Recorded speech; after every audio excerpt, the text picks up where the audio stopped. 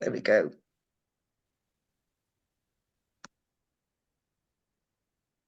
When you're ready, let me know. Yep, it's recording now, Corey. Good morning, everybody. Welcome to the anti-racism training. So my name is Glory Williams. I'm the BME specialist lead for DASU. And RASASC is our sister organization, so I don't need a lot of introduction about what DASU does. Okay, so this morning we'll be talking about anti-racism, and this is how it's gonna pan out. We will have a brief introduction about DASU. As you know, we're a charitable organization. We provide emotional and practical support for both women and men, as well as children fleeing domestic abuse and other forms of abuse. And our services are stretched out in 4 counties in North Wales: Denbighshire, Conway, Flintshire, and Wrexham. So we have qualified domestic abuse workers. They are qualified because they have ongoing training and their experiences in life make them a specialist in this sector. So without further ado, we'll go into the training. What is the aim of this training today? As the title goes, it says anti-racism training. But we need to know what racism is in order to know how to counteract racism.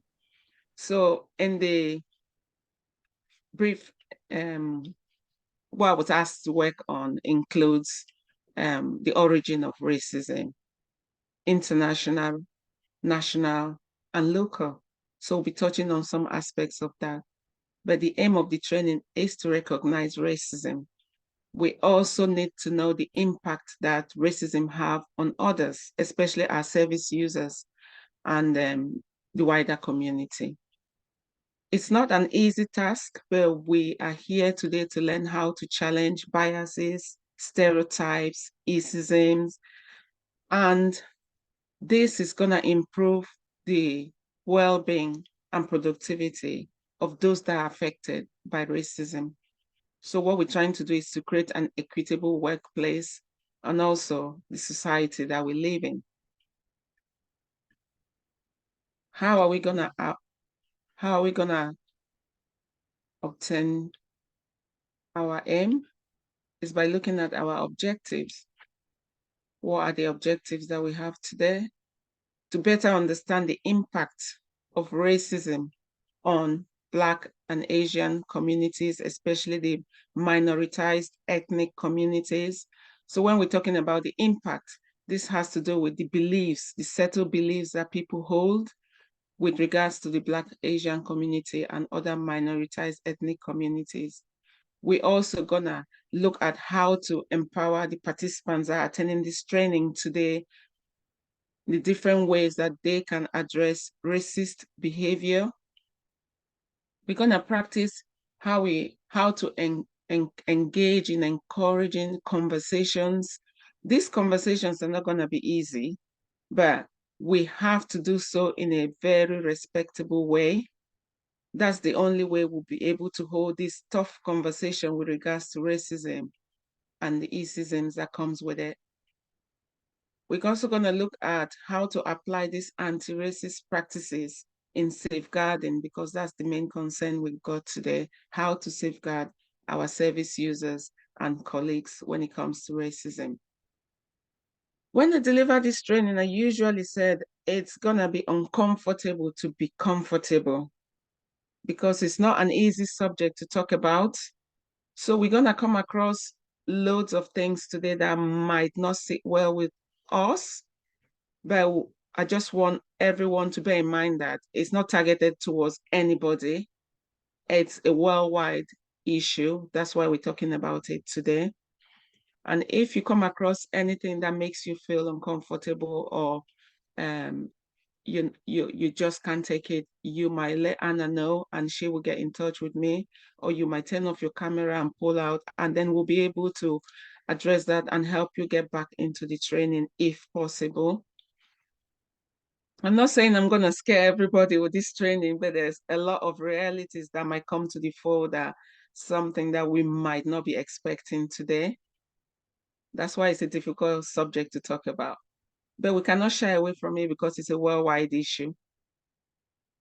So let's look at some of the contents of this training. We'll be talking about what is racism, what are the origins of racism. That's why we're gonna delve deep into racism.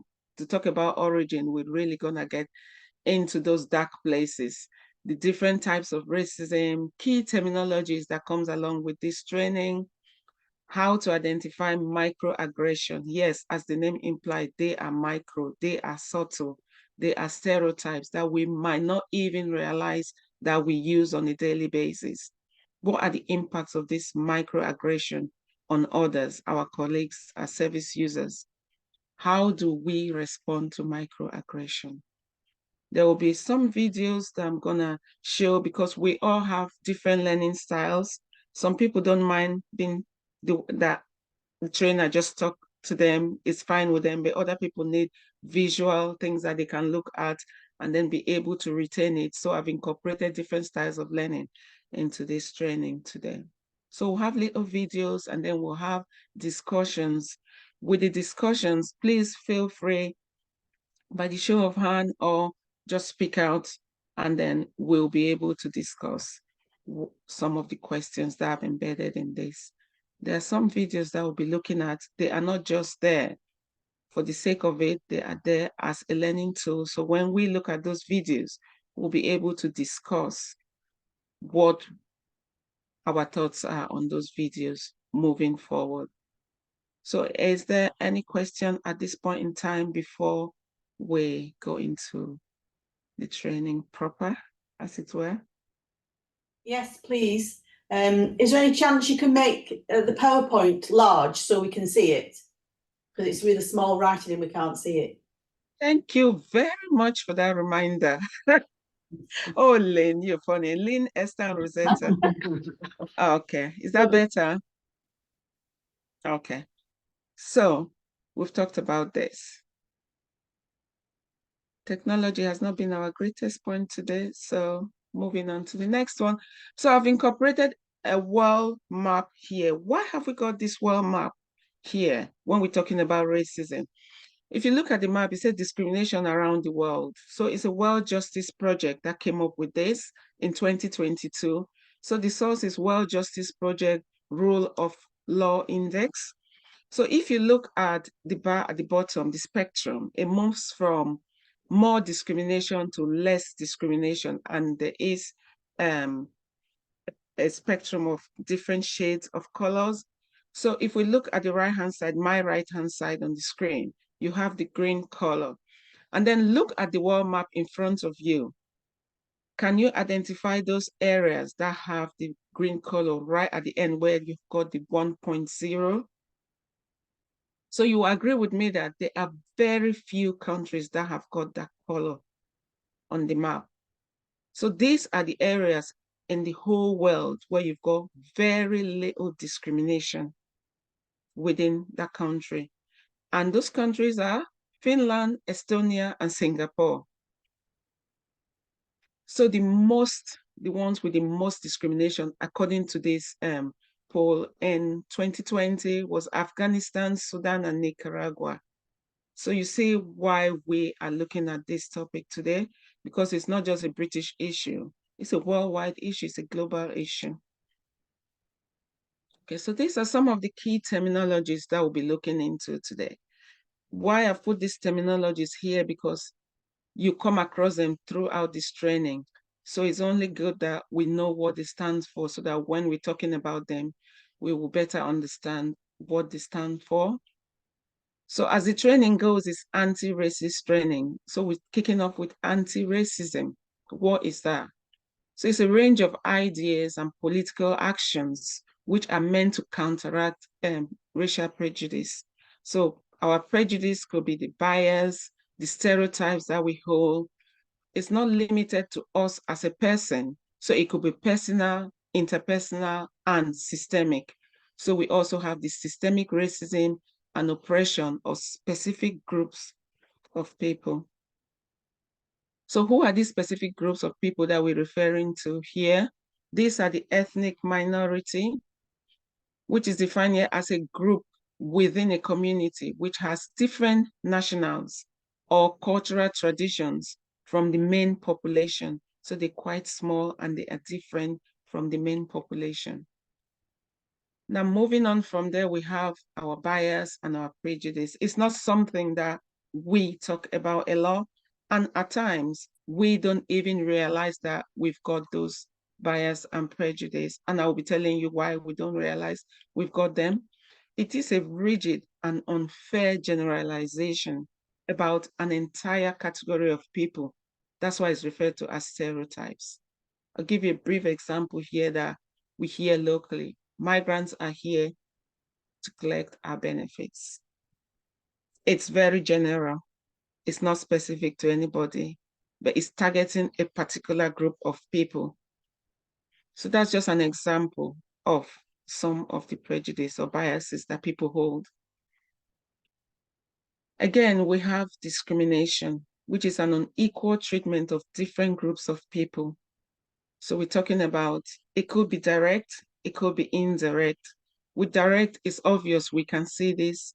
So an example of direct discrimination, if someone treats you worse than another person in a similar situation, and the reason being that your race is different from that of the other person.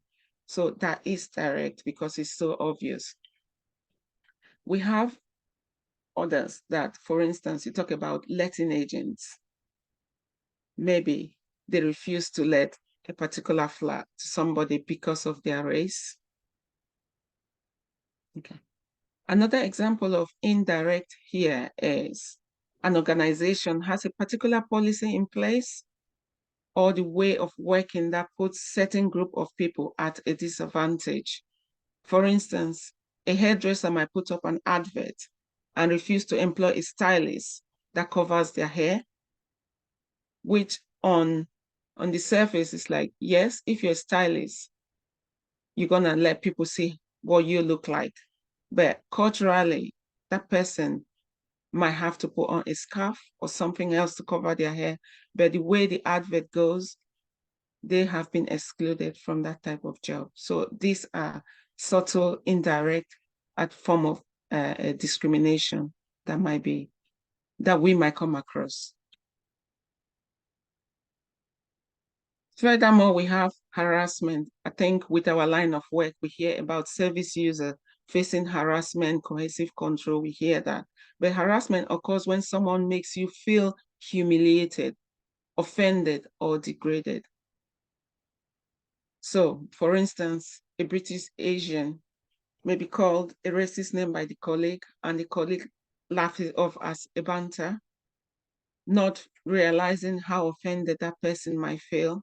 So that is just an example, but from our line of work, we know we come across harassment that our service users tell us they're suffering. Okay. Also, one of the terminologies here is white supremacy. So the belief that white people constitute a superior race and should therefore dominate society, typically to the exclusion or detriment of other racial groups. For instance, Black, Jewish, Asian. So we're talking about the mainstream or the majority of the people in that population being white. So there is that white supremacy. I don't know, you've heard sayings like you can choose your friend, but you can't choose your family. So we're not blaming anybody. That is the race that they've been born into. So they have that white supremacy. But what is the privilege that comes with it? So people with white skin having advantages in society that other people do not have. So the government statistics shows that about 9 times Black people are more likely to be stopped and searched by police as opposed to their white counterparts. So that's why I said this training might be uncomfortable to get comfortable. So we'll be saying a lot of things based on facts, but it's not directed towards anybody. It's just what the training covers so that we might be able to learn a lot about what is happening within our society, locally, nationally, and internationally. So there is a rhetorical question here I'm not looking for an answer, just one participant to have an honest examination and see what they come up with. It says, what are the things you can do with your white privilege? So we're born into this privilege situation, but there are things that we can do for others as a result of that privilege that we have got. Okay. So moving on from there, we have the microaggression. What is microaggression? It is a belief, a commonplace, daily, verbal, or behavioral or environmental indignities, whether they are intentional or unintentional, that communicate a hostile, derogatory, or negative, prejudicial slights. They're slights and insults towards any group, particularly culturally marginalized people. So we'll be talking a lot about microaggression. For now, we're just looking at terminologies that will come across in this training and what they mean. So if anyone have an umbrella, for instance, it's a common saying within a workplace. Oh, Debbie will have the umbrella because Debbie is Black and Black people don't like to get their hair wet. So that's why we said it's common. It's things that people say without realizing. Okay. So what is racism? It is the belief that different races possess distinct characteristics, abilities, or qualities that distinguish them as being superior or inferior to another race. And this includes a prejudice, discrimination, antagonism by individuals or towards communities or institutions against a person because of their membership of a particular race or ethnic group, typically one that is in the minority. So this is what racism is all about. Okay. So what are the origins of racism? So we'll be diving a little bit deeper into the origin of racism. One of them being that in the past, so we're talking about white supremacy. Now I want to explain a bit more about it. So in the past, white Europeans were in charge of most of the world, but over time, white culture became, it was seen as the normal way of life and anything else was different. So that's what it is. So we're going to look at different races that have been exposed to racism or that have suffered discrimination in the past. We'll start with the African Americans. So in the past, they were taken forcefully from their homeland and brought to the Americans as slaves. So US became one vast plantation, as it were, where their wealth was built on exploiting the slaves because they were not being paid and they were forced to work on plantations such as the cotton plantation, the sugarcane plantation, and many more. So this US became just one vast plantation built on wealth produced by these slaves. Meanwhile, these slaves were living in very how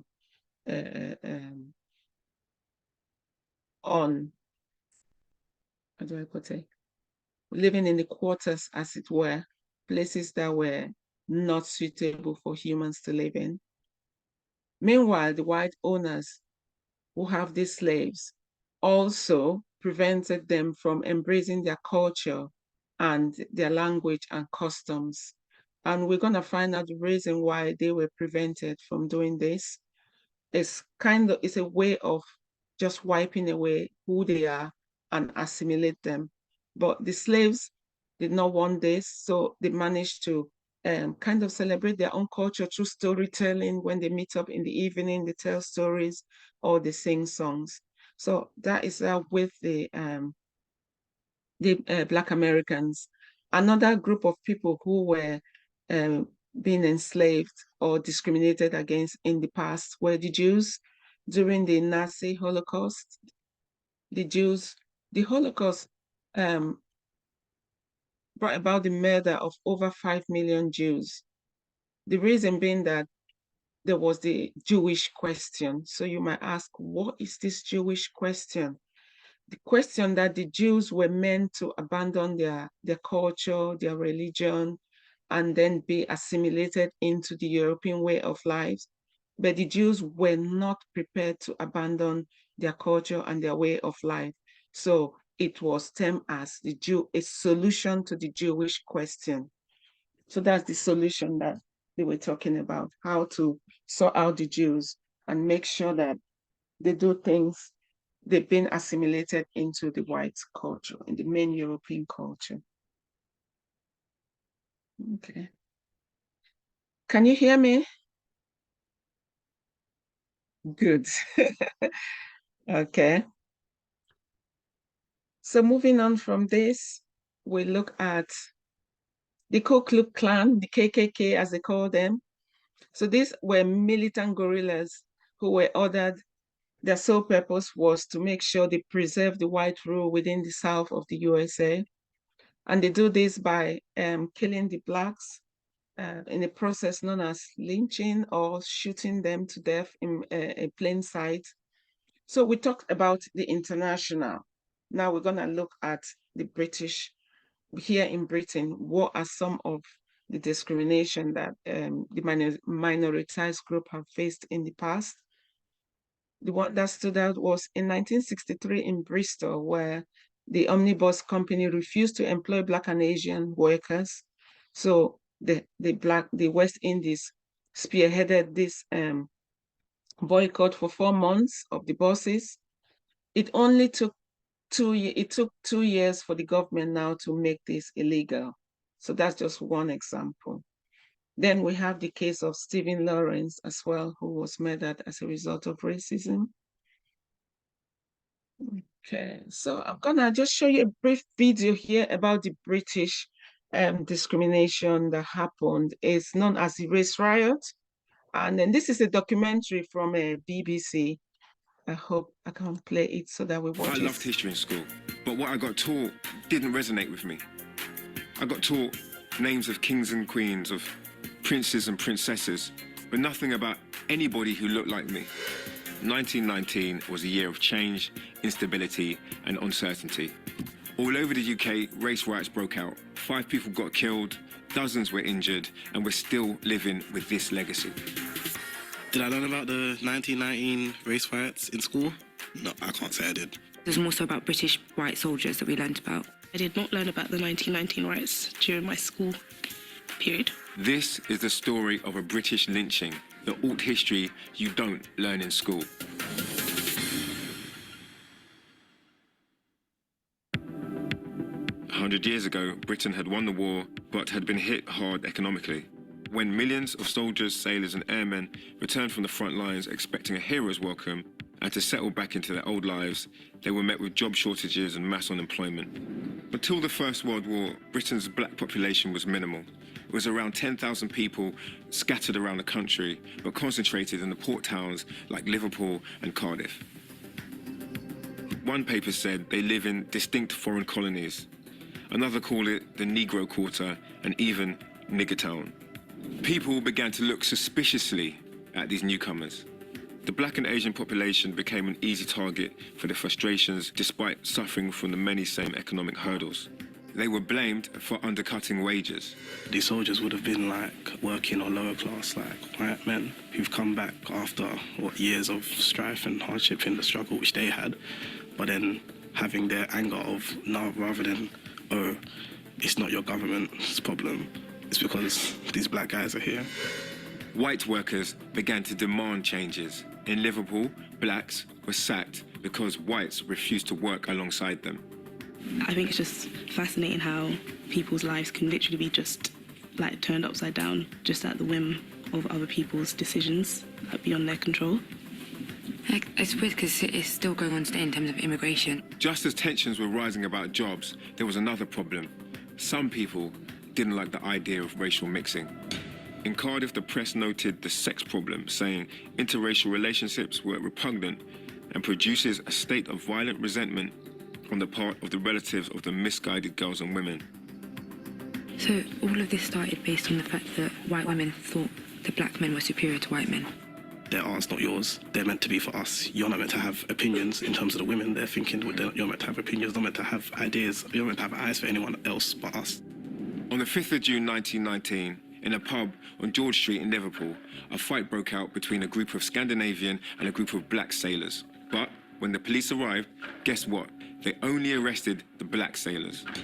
Nearby, a mob begins to gather. Meanwhile, 24-year-old Charles Wootton, who was not part of the riot, suddenly became a target of the mob. Charles is hunted through the city by 2 policemen and the mob. He arrived at Queen's Dock and somehow he ended up in the water. A crowd of as many as 300 people began to throw rocks at him as he tried to swim away. Bystanders stood, watched and shouted, "Let him drown." Charles Wootton was murdered, a victim of the race riots of 1919. He was lynched. Hearing the story of Charles made me feel angry and frustrated that this happened, but also disappointed in how it has been remembered. It's just another one in the list of many names and many unnamed people that have been killed due to racism. When I was a kid, my grandma said to me, if you're afraid of the monster under the bed, then call it out. And that became my way, to run towards things, to confront them. But what could Charles do? He had an angry mob of 300 people intent on killing him. He was murdered in plain sight. This was not a local phenomenon. Similar events took place all across the UK. Not only immigrants were targeted, but anyone who associated with them. In Cardiff, a mob stripped a white woman who was married to a black man and knocked out her front teeth with a baseball bat. When the chaos began to settle, the government's response was to fear a black backlash. They wanted to get rid of the black immigrants. They even paid for them to leave.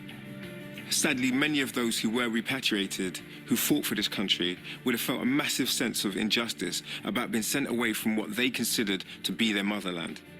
Their sense of Britishness was not enough to convince the authorities or the general public that they had the right to stay here. What's worse, in many cases, they were blamed for the riots of 1919, despite having to defend themselves from white mobs. No one was convicted for the murder of Charles Wootton.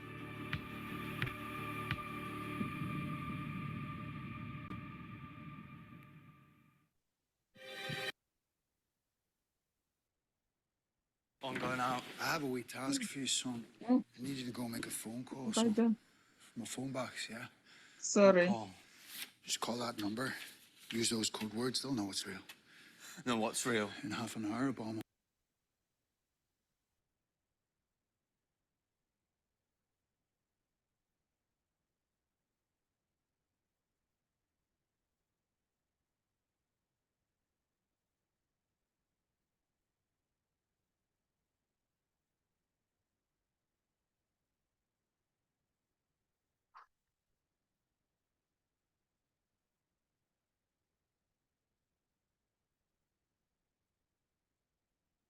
Oh, pull again.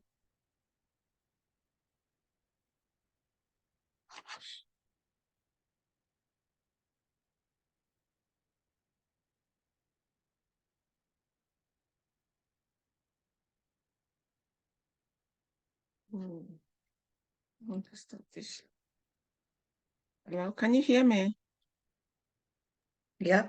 Okay, you can hear me. I don't know. Are you trying to get back onto the PowerPoint? Yeah. Yeah, if you just, If you go on anti-racism, yeah, I know. It's on just the tab at the top, Gory, where it says anti-racism training, it should take you back there. I can know, see at but the on my top. screen, it's different. This is the complication we'll be having this morning. Ah, It shows over there, but on my screen, I'm just struggling to get it here. unless you stop sharing and then try and share again the PowerPoint, that might. yeah. Hmm.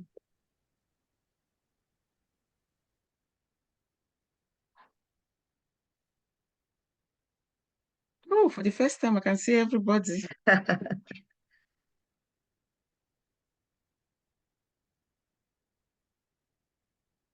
Oh, it's been crazy this morning. I'm really sorry. It's been tough with this thing.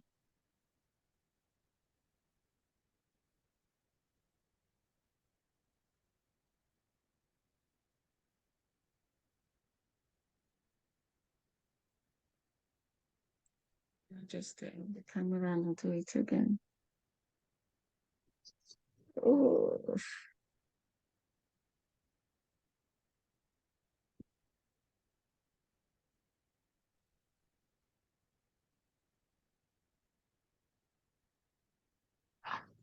Okay, when you're ready. Okay, so welcome back everybody from this short break. And yeah, sorry again for that glitch in technology. So moving on from where we stopped, we just watched a video with regards to discrimination within our society, and it's part of the historical aspect of it. But I don't know, does anybody have any question at this point, or what are your thoughts on that video, please?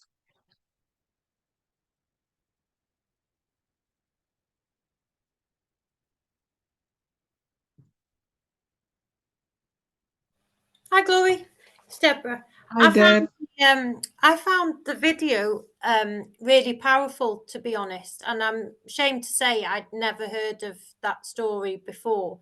And it makes you think now, doesn't it? If a 24-year-old male was in that situation, you just know that the public wouldn't react like that now. I found it really powerful. So thank you for showing me that. Oh, thank you very much. Thanks to BBC too for putting up the documentary so that we know our history, as it were. That's why part of this training was to look at the history, the origins, things that have happened in the past, because we can only learn from the past, can't we? If we don't look at the past, we continue to make the same mistakes. And that's why part of it was to look at the past, what happened in the past. Even those young ones in the video that commented that they never knew that we had such a history because it's never been taught in schools. So yeah, shocking. You are no exception of not knowing. And yeah, that's why that's why we've got this training today. Sorry, when they still teach about Henry VIII, I mean, you know, do we really need to know about Henry VIII year after year and all his wives? And I know it's a, you know, historical story, but it's things like what you've just shown us then. I think that needs to be shown in schools, not constantly Henry VIII. I mean, all three of my children have been through school, and each one of them all learned about Henry VIII, and I just think, oh, as you can see, the Henry VIII story really gets on my nerves being taught all the time. when there's so much like this is never taught in school, is it? You know, and it's a really powerful, and it needs to be. Yeah, thank you very much for your comment. Yeah, absolutely. I can agree with you, Les. And that's why we're having this training today. There will be more to come. That's why I said it might seem uncomfortable to get comfortable, but I like the way you're taking in your stride. We're learning. That's what it is. We are learning. We need to know these things so that we don't make the same mistakes. But then, having that video in mind, we're going to be looking at how far we've moved from that, where we are, and why people react the way they react when we say certain things to them. Are they looking back into their history and think, is history repeating itself? These are the sort of things we want to bear in mind, rather than just write it off that people are sensitive or people are behaving, you know, the way they react, they overreacting. So yeah, thank you very much. Any other comments on that before we move on? I'll just chip in because we did do that in school, where just for us, but I went to a different kind of school than just the, you know, general stuff. So we did a different history, but it wasn't in detail, and it was sort of, you know, so we didn't get to hear about Charles and some of the other consequences, that kind of real life story. And it was interesting you mentioning the 1960s, that kind of the Bristol omnibus, and you can kind of see that what happened with the race riots, you know, kind of echoed through into this 1960s. And then it still took a further 2 years for there to be any laws passed against it as well. So it's really nice having that kind of joined up context as well. Thank you very much, Pip. I'm so happy you making this link. Thank you so much. That's exactly what we want to gain from this training, to make those link as we move on in the training. So we're looking at history because we want to learn from it and have lessons been learned. So thank you so much. Any other comments? It's gonna be very interactive today, so I'm glad that you are really having a share in it. If there's no further comment, Anna, is there anybody that wants to say something before we move on? Okay, let's crack on. So they said a picture speaks 1,000 words. So I'll be showing you a couple of pictures just to drive home the point.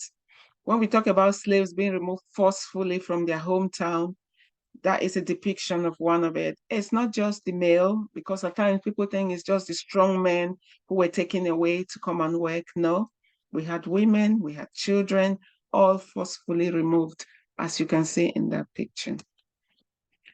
And this is some of the mode of transportation, how they were transported, chained.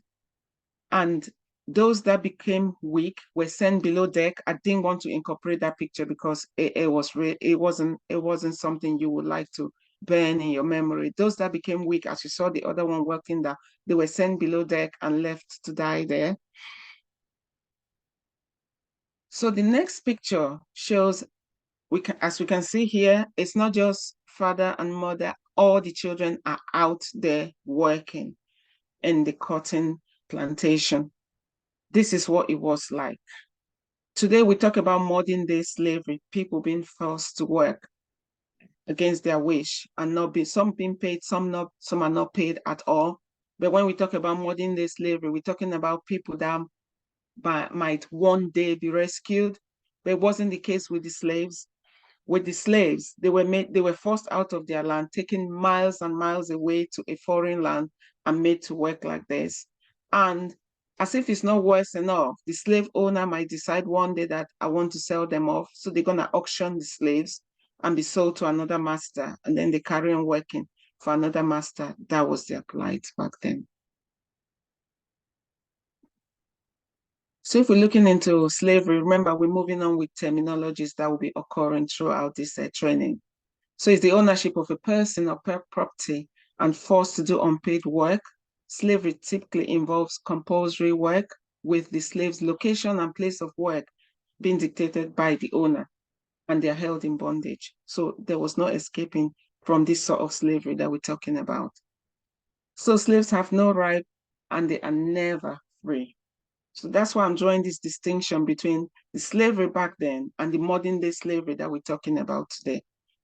So what is enslavement is the placement of a person into slavery, and the person is called a slave and enslaved by the slave owner. But servitude, as we know today, is forced labor with the possibility of the slave eventually regaining their freedom. So these are the differences between slavery that we talk about back then and modern day slavery today. So what are the laws and legislation in place to protect humans from being subjected to this form of abuse? So we have the Equality Act 2010 and the Human Rights Act of 1989. So the Equality Act 2010, people must not be unfairly discriminated against because of, one, their ethnicity, their nationality, the color, or their national origins. Again, the Human Rights Act, UK government have taken that into law. So the Human Rights Act 1989 is now a law in UK that protects the right and freedom of everyone in the country. So why are we reiterating these laws? Is because of what we are gonna see in the course of this training. So we know that there's a law in place protecting people for being abused like this. So a person is committing a hate crime if they direct hostility or hostile behavior at someone based on that person's race, and they can face criminal charges. So when we hear the police talking about hate crime, it falls under this, that form of discrimination or hostile behavior towards another person.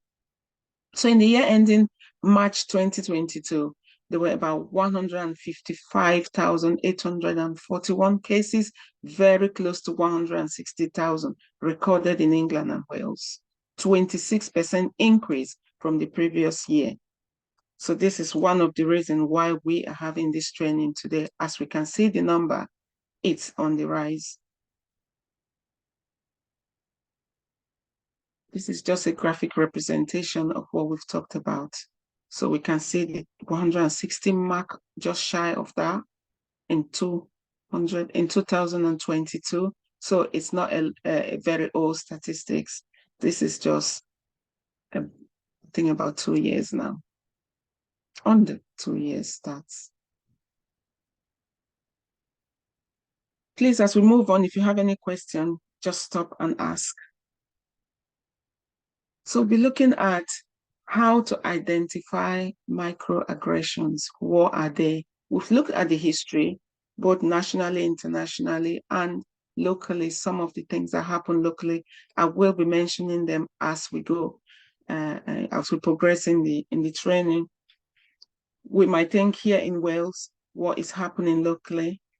We have areas in Wales, we have a group of people that are tagged hard to reach. Why are they referred to as hard to reach? We have traveling communities that have been discriminated against. We also have neighborhoods. I'll give you an example in North Wales here in Bangor. These two estates, there's one called Maes Gecan, Maes G, and just opposite on the other side of the road, it's only the road that divides these two estates. On the other side, you have another estate referred to as, known as Glantraith. Prices of house in Maes G is very low. Prices of house in Glantraith is up the roof. They refer to people living over there in a very derogatory term. So locally, we still have this discrimination going on within our community. We only need to look. So we need to understand how microaggression shows up. It could be in school, it could be in a social setting, it could be in work, as we're talking about it today.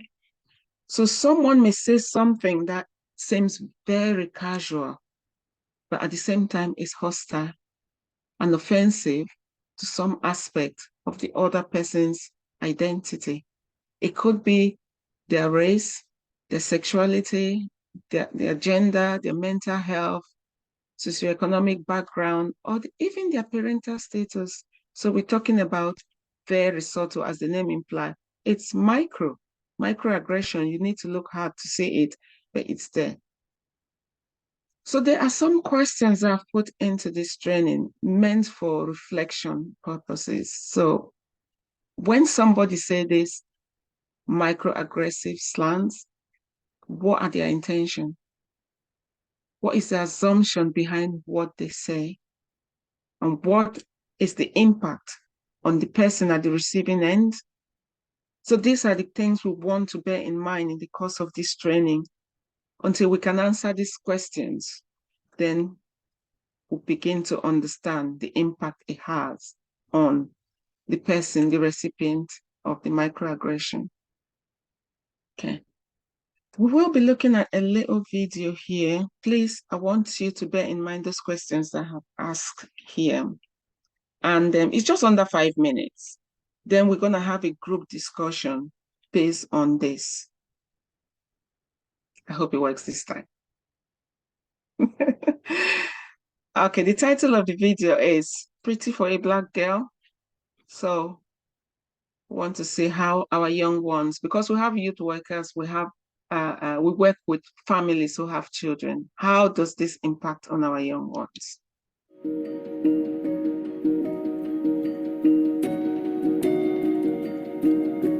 Oh, you're so pretty for a black girl. Oh, she has a Jew nose. Oh, your hair would look so good if it was straight. Do you speak good English? I think the person saying microaggression kind of doesn't really think about it.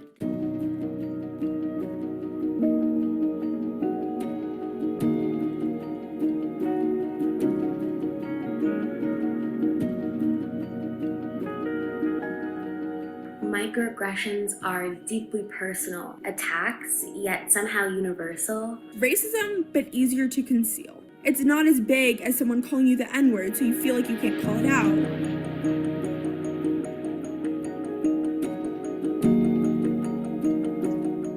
Pretty for a black girl, which is not a compliment, that I act white, that I am articulate to be black, that my hair needs to be tamed, asking if my hair is real and if they could touch it. Because I'm Wasian, white, and Asian, and people say like, Wasians are so beautiful. And I used to be like, oh, they think I'm beautiful, that's so nice, but it's like, I'm beautiful because I'm mixed with white. Like if I were full Asian, they wouldn't be saying that to me.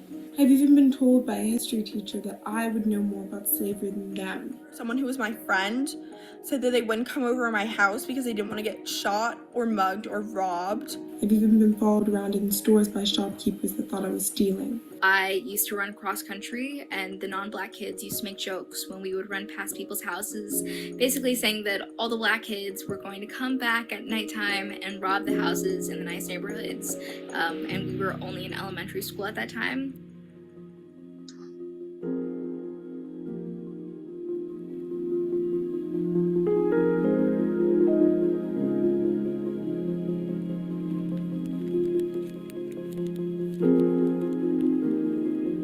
Microaggressions that I've experienced are often about emotions. So like, you're being crazy, you're being irrational, you're too much. I've told people that I'm bisexual, or I've told people that I have a crush on a girl, and they're like, oh no, it's just a phase, you know, that's not real.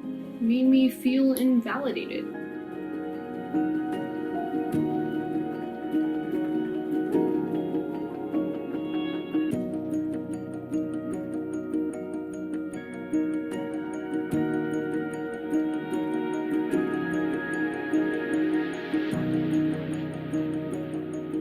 It makes you feel awful. It makes you feel like you are dismissed. It makes you feel unheard. I've been made to feel crazy or calling out something that was racist. You can't be too loud, too aggressive, too emotional, too confident, or even be clear about your boundaries and needs without being deemed as difficult. But confronting people can be scary. One time I was at a place and my mom kind of stood up for us when someone did something racist to us. The woman who she stood up to, like, just gave us the dirtiest look. There have definitely been times when someone has said something racist or offensive to me and I've just awkwardly laughed. I find it now easiest to respond to microaggressions and racism by educating the person, telling them why what they did was wrong, especially if you are calm and you don't feed into the angry black woman stereotype.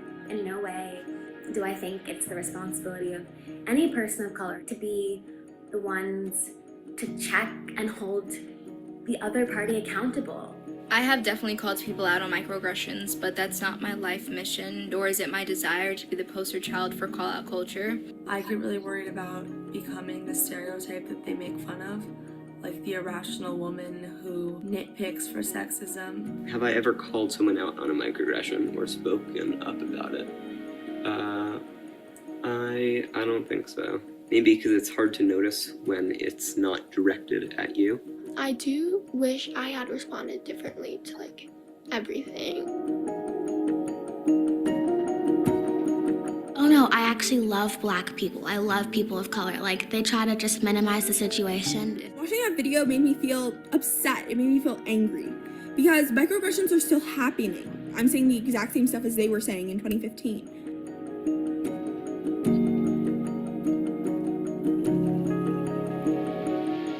Being a person of color is really frustrating. It is really, really easy to walk around all the time really angry, but who is that anger serving? I also looked at the comments of the video. So many of them are like, we're doomed. Next up, victimhood and how to make it your lifestyle.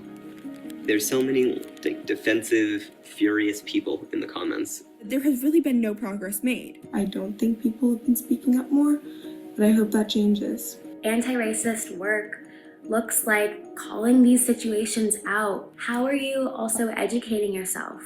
What conversations are you having? What type of people are you surrounding yourself with that are knowledgeable about reality of like lives of people that don't look like them? We're now faced with this question of, are we going to continue to accept the racism that has plagued our culture for centuries? Or are we going to meet this moment with courage and do the hard work and challenge each other to do better?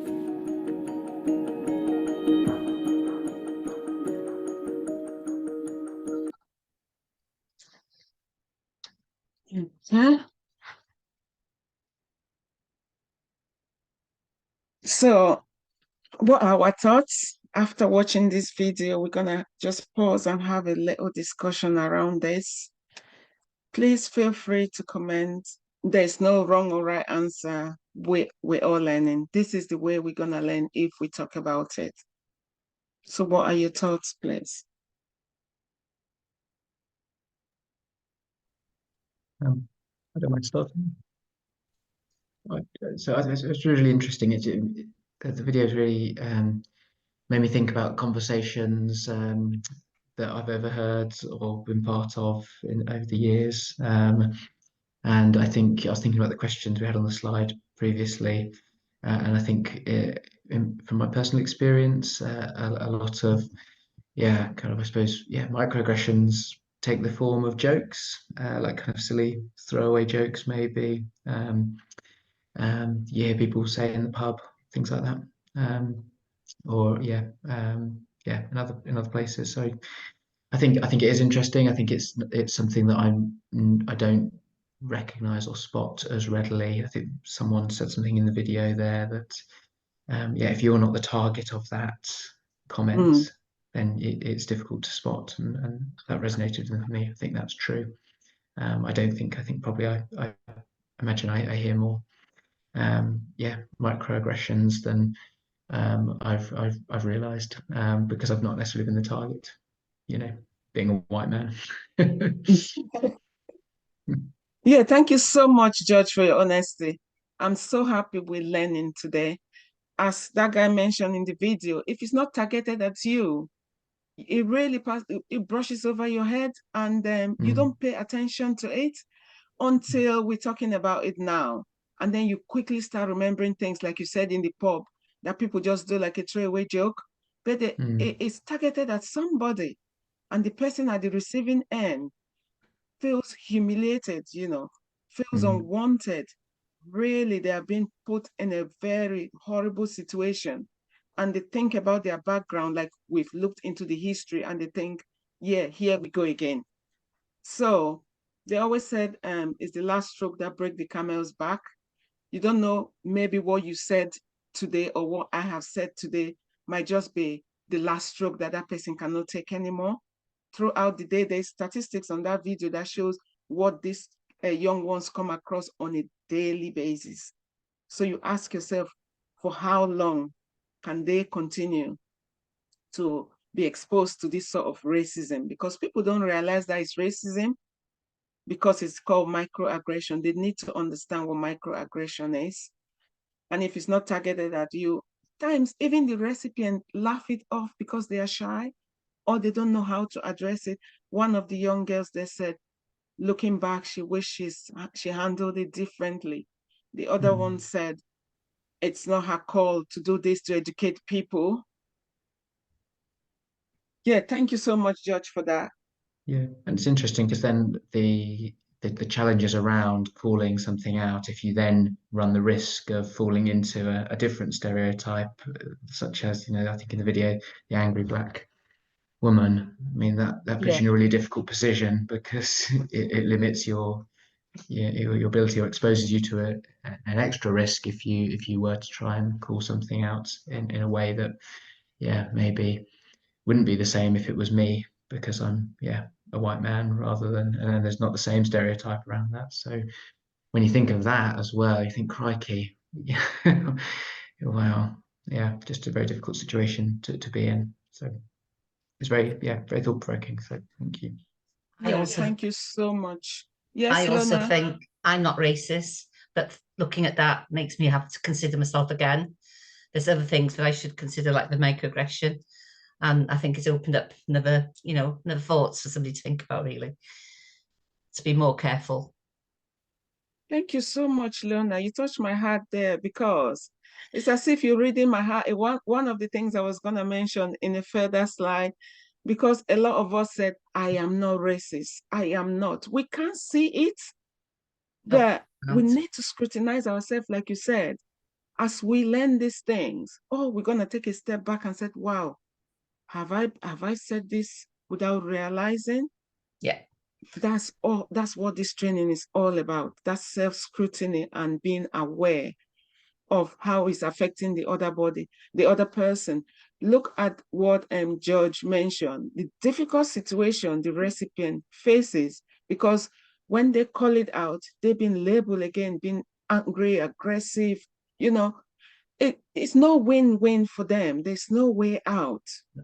I've got a great granddaughter who's gay, and I was told by one member of my family, it's okay, it's a phase, she'll grow out of it. And I thought, yeah, I did challenge it, but I thought, wow, that's a statement to say, isn't it? And yeah, there's different ways, isn't it, looking at things. And I think this has brought a lot to my forefront, really, to think about. Thank you so much, Leona. Any other comment?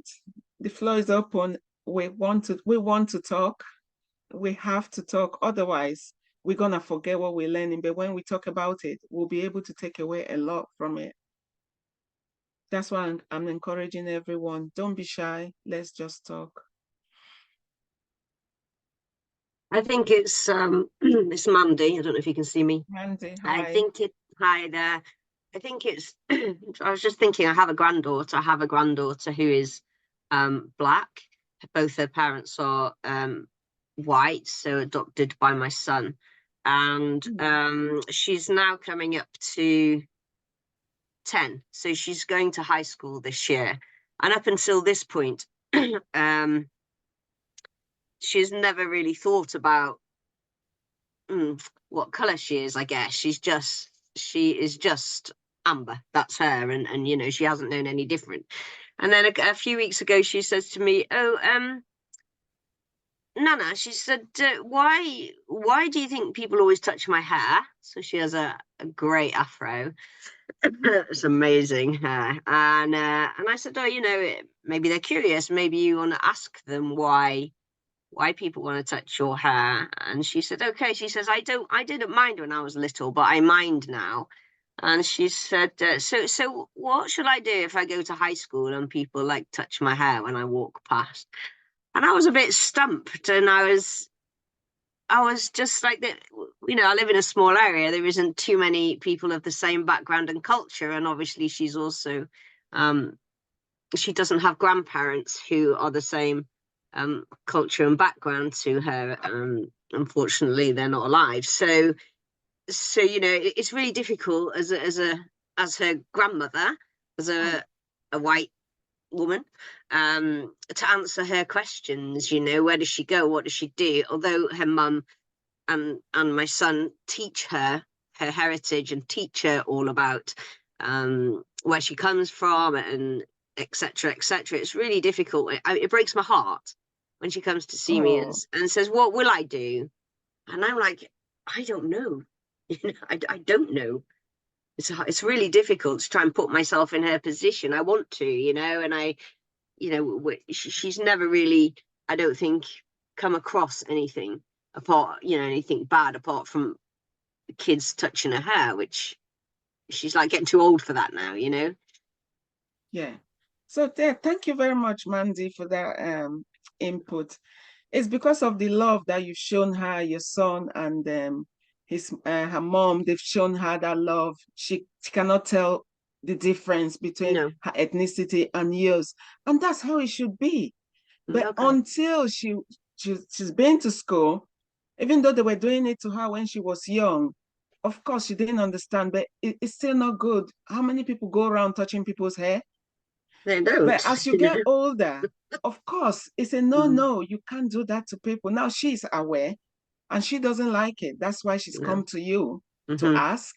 So yes, it put you in an awkward situation because you were not expecting that question. No. But this is what we're saying. If history was taught and everything as it should be in school, she will be fully aware. And when these young ones who are touching her hair, they too should have known by now that no, that's not the right way. I suppose, hopefully, by the end of this training, you will know exactly So what to say to her and how to make her feel comfortable, and the little things she can do and say to keep people off her. No, it's not her. Like one of the young girls said, it's not their call to be educating people about things. But there are things that she could say if she's not comfortable about it. So we'll be touching on those in the course of this training. Yeah, thank you so much for sharing. I know there's a lot going on in all the mixed families and friends that we've got. But at times, like you said, from a white background, you would not understand or know what to say yourself. But these things do happen. They do. I mean, we were in Morrison's with her not so long ago. I was in Morrison's, and there was she said hi to a little Chinese girl, and I said, "Oh, do you know her?" And she said, "No," and I was like, "Okay." I said, "Oh, you said hi. I thought she maybe was in your school or something." And she went, "No." She says, "We just know we're different, so we say hi." I didn't know whether to cry or be happy, you know. I just didn't know what to do for the best. And Amber was fine, you know. But I'm like, oh my God, I really wanted to cry in the middle of Morrison's. And she's just like, well, we do that. And I was like, oh, okay. And I didn't know whether it was nice or not. Do you know what I mean? I thought it was hard. It is sad when they start to realize that they are different. So she was never like that when she was little. She never realized, I don't think, you know. But now she's 10. She's like got a big awareness, and my son and daughter-in-law are like on standby constantly.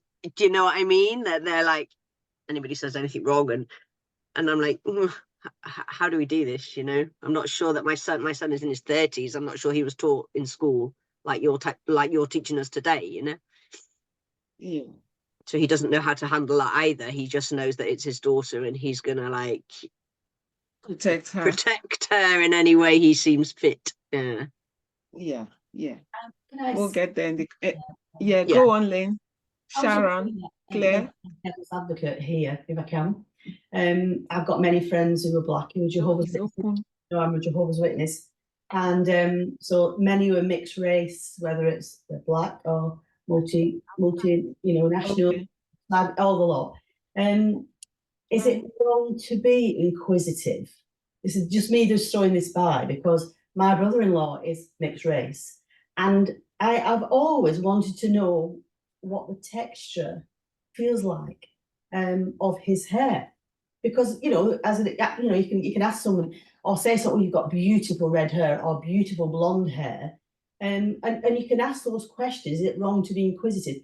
So being respectful, though, of someone's rights is important. And he happily said, yes, you can touch my hair, feel the texture, because I did have a genuine inquisitiveness in finding out what that texture felt like. So children may be more inquisitive when they're younger and they don't understand where respect comes in. So obviously some things have to be taken into consideration, and I'm not saying that you shouldn't be respectful to people's race, because that's very important. People have rights, and perhaps if that anyone that knows she's 10 does ask, could I touch your hair? And she could actually say, no, you can't. Or they might say, yes, you can. And that's genuine. Sometimes is inquisitiveness that can come by that way, isn't it?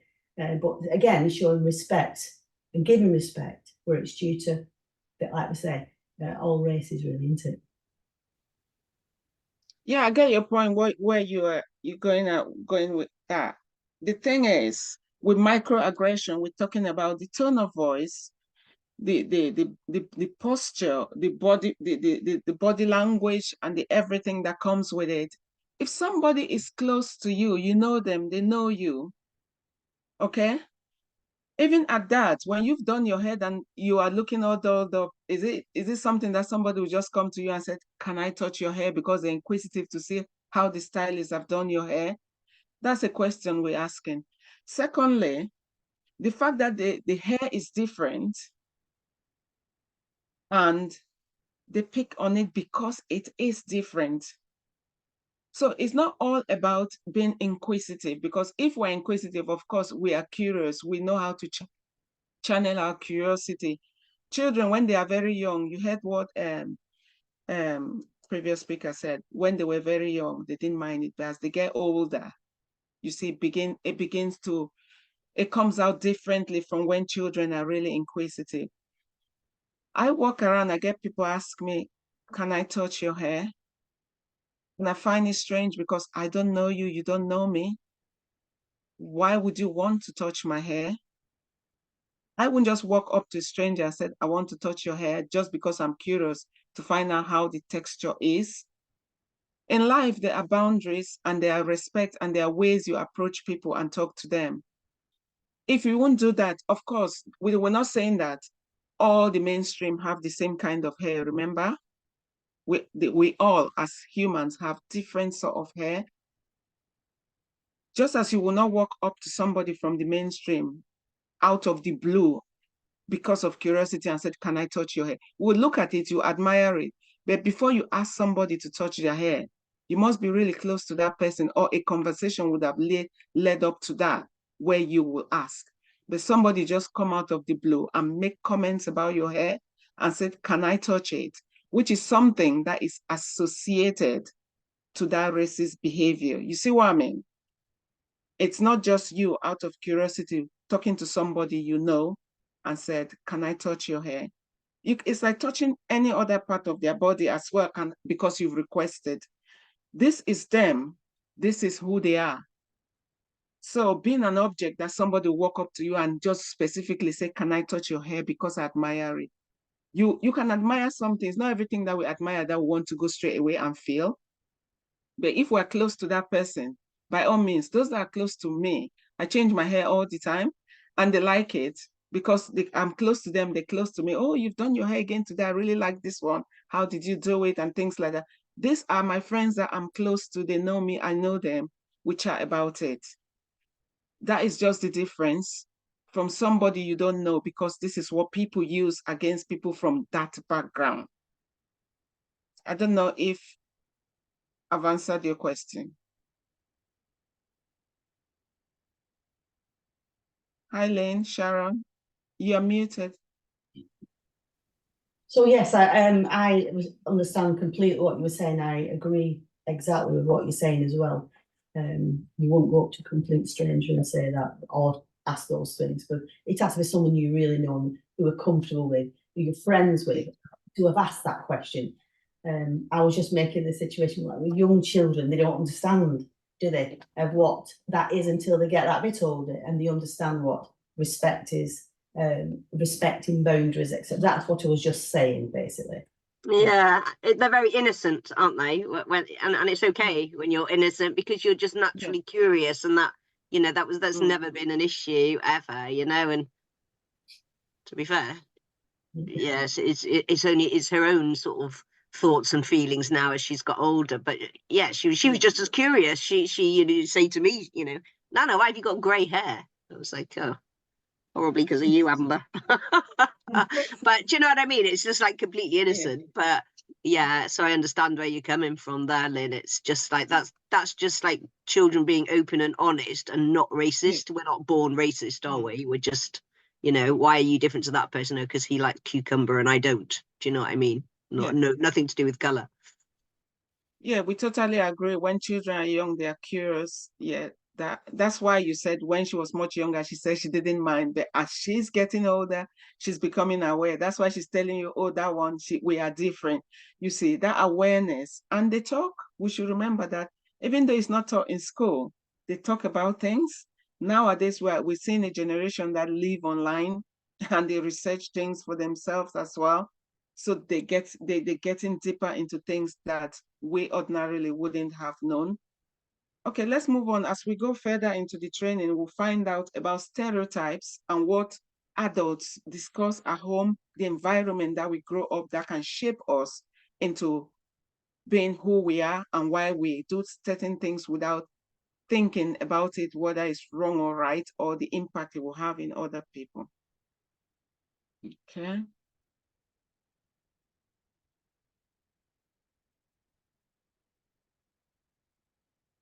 Okay, so sorry, I'll just, okay. Can you see the screen now? Okay, so we're going to talk about isms. So what are they? The isms and phobias are discriminatory, often hostile beliefs and behaviors based on stereotypes, fears, and ignorance. So this is what it's all about, our stereotypes, our fears, and our ignorance. And they display themselves in different ways, either by way of being racist and racism, sexism, ageism, ableism, homophobia, and xenophobia. So these are the areas that we display these isms. So when we look at racism, it includes that discrimination, distinguishing one person from another and treating them as different. That's the point we're making here. Prejudice directed towards people based on their race and ethnicity. Also, sexism. This is also another type of, as you can hear the names, the isms, this is also another type of prejudice that involves stereotype discrimination, but this one is typically targeted against women and girls based on their sex and gender. It can be expressed in a language that depicts women and girls as being inferior to men.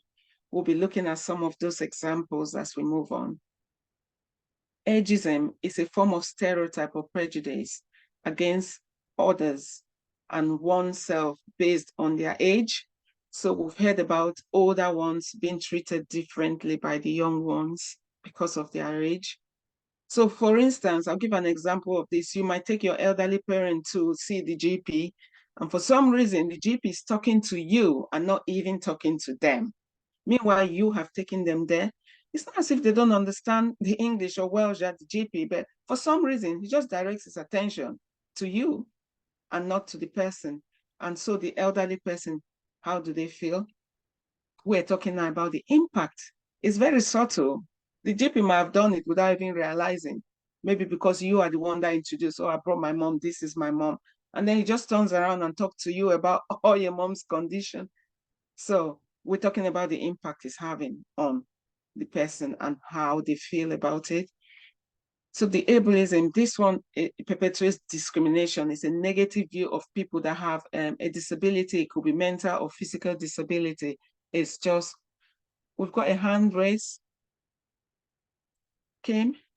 Yes, I was just thinking about the ageism thing, and it also works with young people as well. So I do counselling with young people, and when I'm doing the assessment, I always make sure that I'm looking at the young person and I'm asking that young person the answers that I want is from them, not the parents. Although the parents do try and answer for them, I will still go back to the young person. So it works with the younger ones as well, especially with appointments and things like that.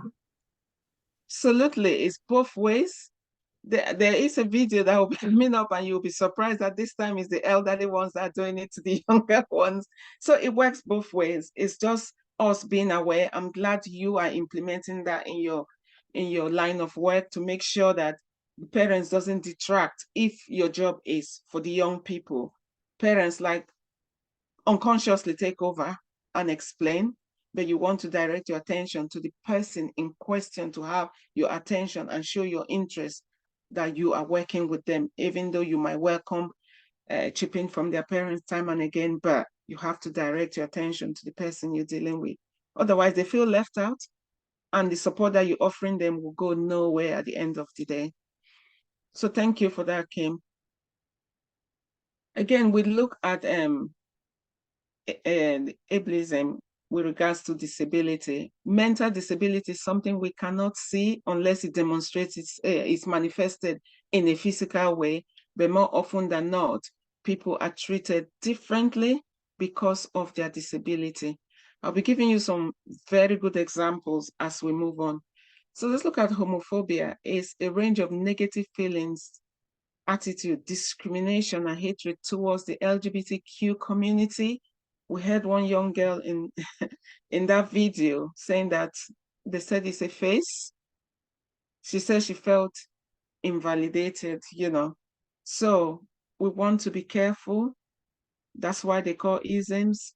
We want to be careful how we throw them out and what we say. It's really impacting on people. They feel put down, that is it, and discriminated against. How about xenophobia? Is it the fear, the distrust, hatred, discrimination of anyone who is considered a foreigner or a stranger?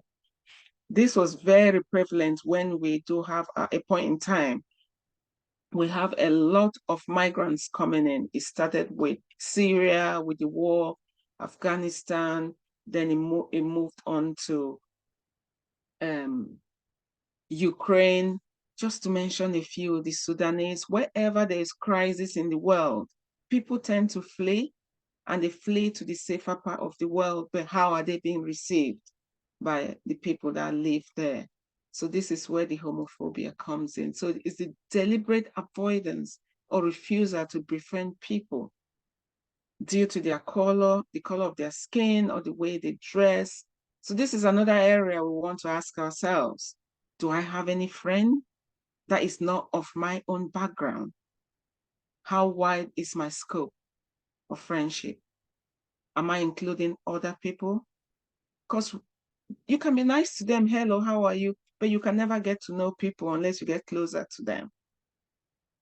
So we're not going to befriend everybody, but we just need to widen out to get to know people. Otherwise, on the surface, it seems as if we're avoiding them completely, especially when our job involves working with all sorts of people.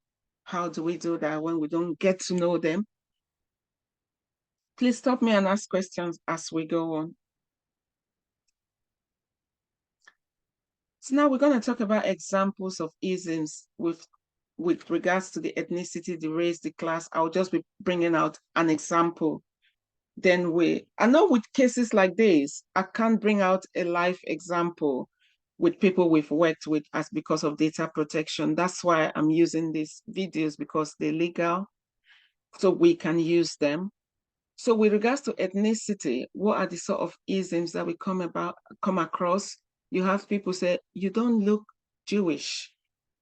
On the surface, it seems as if, oh, you don't, but we say it, oh, you don't look Jewish. Remember the 3 questions I mentioned. What is our intention when we say that? What impact does it have on that person?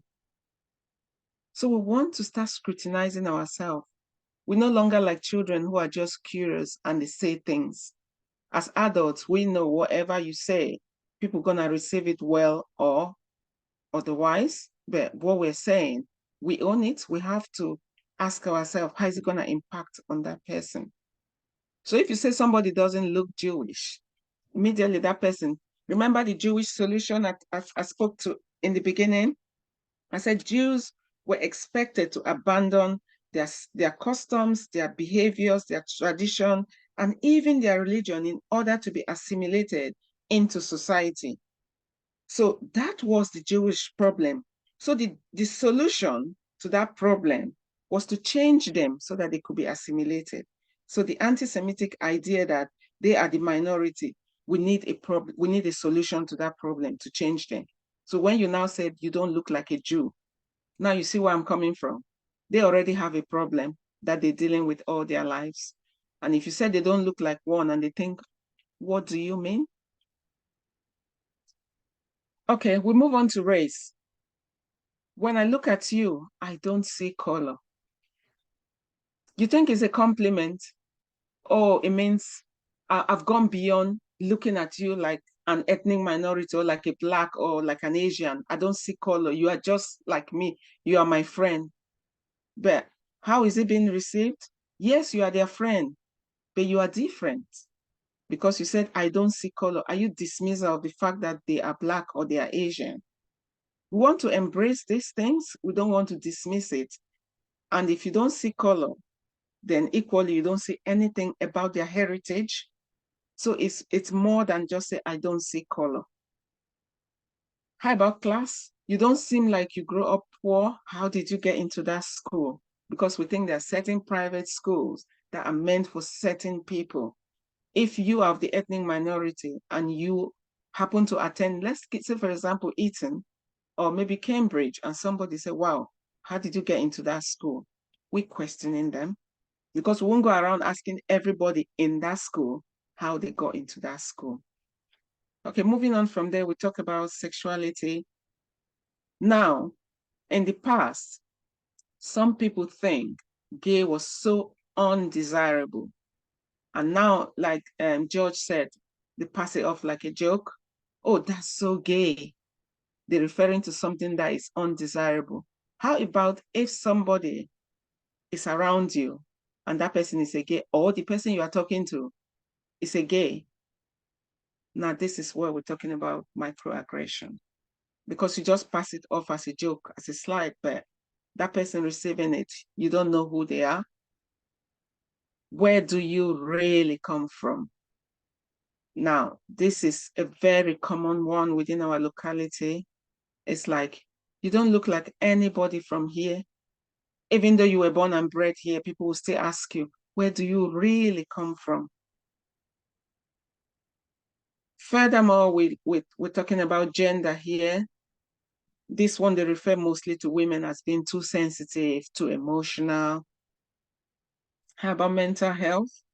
If you don't have a mental health and you use words like, that's insane, somebody's going through their mental health and we are joking about it. OCD, a lot of us are guilty. I'm not saying everybody might have been guilty with this with regards to how tidy we are at home or in the office. I'm so OCD about my files. I can't read today. I'm so dyslexic. We're just throwing them off. But these are real life situations that people are battling day and night with it. So it's not up to us to just joke about it when we are not going through what they are going through. How about if a colleague said, you don't have kids to pick up, so you can work later? You don't know if that your colleague has been struggling to have a baby and they've not been able to conceive. And there you go, oh, because you don't have children, I need to pick up my children, you can work a bit later. Yeah, now we begin to feel it. Old people, I'm not listening to you, you'll be retiring soon. Yeah. So isms just victimize, they discriminate, they disempower, and they evoke that feeling of being put down. That's it. So these are just some of the examples. I'm sure as we're looking at them now, we're all thinking, oh, I might have, or next time I'll think carefully. Yeah, any questions as we move on? Okay. So why do people act or say racist things? Now we're going into the nitty-gritty to find out why they do this. So our personal life experiences might be a reason. We're talking about the personal level. The people we interact with, our interpersonal level, the society we grow up in, the institutional or the systemic level. These are the different things that affect the way we act or say things to others. If someone in our family say racist things while we're growing up, we might start to think that's acceptable behavior because that's all we've known. Unless something is done about this behavior, we may keep those views throughout our lives because that's what we've grown up with. Okay, we're going to have a little discussion now amongst ourselves, please. But we're not going into any breakout room now. We just have this conversation. I'll read this question and we just get back and carry on the discussion like we've been doing. So if you grow up around people, you go to school with people from the same culture as us, speak the same language, and have common interests, what are the positives and the negative outcome on this? Remembering the personal level, the interpersonal level, and the institutional level. What will be the positives and the negative of always being around the people we grew up with, the same culture, the same language? The floor is open. You can start off with the positive, then if you have any negative, then by all means, take it on from there. I guess we don't learn about other cultures and other people's lives. So it's a difficult one, isn't it? Because if you live in quite a small area and you're a little child, you don't have any choice of where you go to school, so that just becomes your norm, which is okay.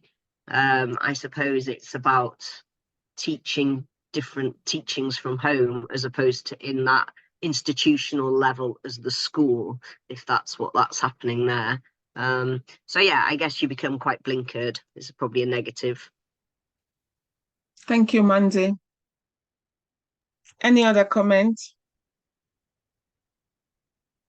So we're looking at the naked. Yes, George. I was just going to say that I guess interpersonal level, if everyone grows up with the same culture, speaking the same language, etc., then the people within that group will probably, as a positive, will probably find it easier to communicate and understand one another.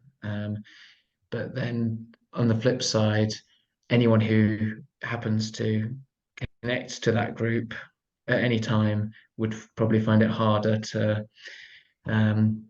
between both groups.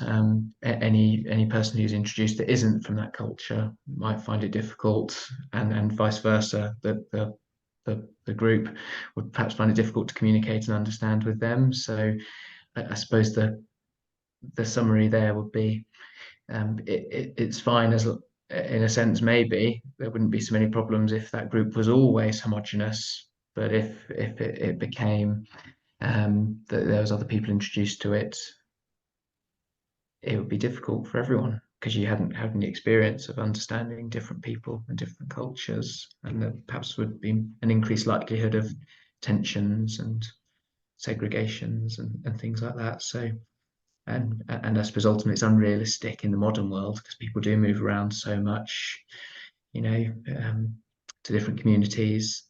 So it's inevitable really that people will bump into people with different backgrounds, especially when you consider the whole range of isms that you were talking about earlier. You won't ever really be able to get a community where people aren't different ages, for example. So yeah, I guess, yeah, I feel like I've rambled a bit there, but yeah, it will inevitably cause some challenges, I think. Thank you so much, George. That is when we are in a close-knit community, the advantage is we know everybody. We do things together. We have shared values, shared ideas, and things seems to work a bit better because we've always known these people. They've always known us. But if there is a trait within that community, you're gonna grow up with that trait because you don't know any better, because that's what you've grown up with. That's all you know. So you have the plus and the negative, the pros and the cons. But if that community, there are other communities like that all over. Now you now see that word that you use, segregation, why it becomes really common, because this community is into themselves. That community is into themselves. There is no interchange. So we are talking about learning to widen out, to move out of our comfort zone. That's the only way we'll get to know other people and get to know other things from other communities. Otherwise, we just stay within our community. And if, like we talk about personal, interpersonal level, if something... Sorry. Yes, go on, Lorna. I think on a personal level, we've got parents, especially myself, I've got a very elderly mother. You're brought up in a certain way because they spoke, the way they explain things are quite different to what I do now. But going out into the big world, that's the negative. But going out into the big world and working, moving areas, and getting to know other people. Like I've got Filipino friends, I've got Nigerian friends. I think you learn, and that's the positive of it. But you've been brought up on a different level, because I'm from quite a small village, a small town in North Wales, which is quite, and the personal level, it was very different. But I'm teaching my mother now. I don't think she's never been racist. She's never been racist, because I've got nephews and nieces, but I think it's the way she spoke and the way they were accepted at that time. And I'm trying to explain to her now that's not acceptable. You can't say that now. And I think it's the negative and the positive of that as well, isn't it? That we can teach the older people how not to speak. Thank you so much, Lorna. Thank you so much. So that is what we're aiming at here with this conversation, is we can both learn from each other. That generation, they have the way they do things because they've always done things in a certain way. And there's nothing wrong about it because that's how they've been brought up. But what we're saying is, if there's something that they used to do back then that is not acceptable, if they don't step out of that community, they will never know. So that's why stereotype stays within certain communities, because that's all they've known. But like you said, now you've widened out, you've learned from other communities. And then now you're going back to teach your mom that, mom, no, now you can't say that, you can't. But it was fine with her. So that's what we're saying. It's never too late. Never too late to learn. So there are pros and cons of having these diverse communities. We learn a lot about each other. Okay. Yeah, thank you very much. Any more contribution before we move on? Okay, so we'll look at the personal, interpersonal, and the institutional or systemic levels. So when we're talking about the personal level, these are the values, our beliefs, our feelings as individual. These are what we hold. That makes us different. Okay, so it could be direct or indirect messages about our values or beliefs. I may share that I believe that. Now I want you to listen to this very well, because I may share, I may not, that I believe that poor people are poor because they make bad personal choices, but I carry this belief in mind and heart as I interact with people from a lower socioeconomic background. You see, personal level, that is what you believe. You might share or you might not share it, but you carry it. So the danger is somebody interacting with you, they don't know the beliefs that you hold, and you are not sharing that belief. But the way you're gonna interact with people might just make that belief come to the surface.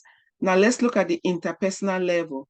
This level focuses on our actions, our behavior, and language as we interact with individuals who are different from us. For example, if I believe that poor people are poor based on bad personal choices, I may try to change their thinking through, now you see where your actions come in, shaming them for their choices, lecturing them on making better choices to improve their life outcome, or fail to realize the complexity of living in generational poverty. So that personal level has now shown up in your interpersonal level. Even though you didn't share those beliefs, they're deep-seated, they stay within you, but now it's showing up in the way you are interacting. Just because you hold that belief that poor people are poor because it's their fault, now you think, oh, I will tell them if they make better choices, it will improve their state. Now you want to lecture them or you want to shame them, but you fail to realize that complexity in generational poverty. I will be talking about this generational poverty, why it is so complex. So let's look at the institutional, systemic, or structural level. They're all the same. It could be the schools, the banking, the labor force, the police. It could be any of those institutions. System and structures that have rules, policies, practices, procedures that are disadvantageous to Black and minority ethnic communities. Okay? So for instance, they are written or unwritten within their constitution, but defines those that can be discriminated or excluded from full participation. So an institution has been set up, there are policies. Some of these policies are written, some of them are not written, but they are enforced in the way that institution operates, and it tends to discriminate against minority ethnic groups. So there's nothing you can do about it unless those policies are changed and those practices. So for instance, only individuals with certain degree of formal education can apply for certain jobs. If we look at job adverts, some adverts come out like that, and there's nothing you can do about it. You either fit in to get the job, or if you're not part of it, you cannot get the job because that is what has been stipulated in the advertisement. So in a way, that has already excluded certain group of people. So those with informal experiences that could be considered as valuable for that position are already excluded based on the way it is worded. So now going back to what I mentioned with the institutional or the systemic level, I'll give you two examples about redlining and ghetto. So what is redlining? So that's the practice of drawing an actual red line when they look at the map around the Black and brown neighborhood, just to refuse to give them loans. So when those people, the lenders, they look at the area, when you apply for loan, obviously your postcode will be included, everything about you. And then they look at where they've drawn their red line on their map. Oh, this postcode fall within this community. Let's take, for instance, the example that I gave you about Mice G and Glantride. They're just opposite each other. It's the road that separates them, but they won't give mortgage to the people on that side because they consider them to be of a certain socioeconomic background. And the people on this side, on the right side, are very affluent. So that red line is not drawn around them. So we don't choose our families, we can choose our friends. Suppose your family happen to live on the other side, the left side of the road. What do? You've been excluded from having mortgage to buy a house. If you want to go into, say, self-employment, you need loan, you can't get the loan. So you've been cut off from so many things in life just because of your background. So we're talking about institutional level here. These are policies. They've been set up. They're written, some are written, some are not written, but they are being enforced somehow. And you have no choice because that's where you are. So this is what we're talking about, those institutional racism. Now, besides that, we have that word ghetto. Where does this come from? Again, we hear people from Black communities being referred to as, oh, that area is ghetto, where people use it in jokes. But actually in 1516, this was used to describe Jewish settlement in Venice, in Italy, where those Jews that fled moved to. That area was referred to as a ghetto because of the poor settlements where these people lived.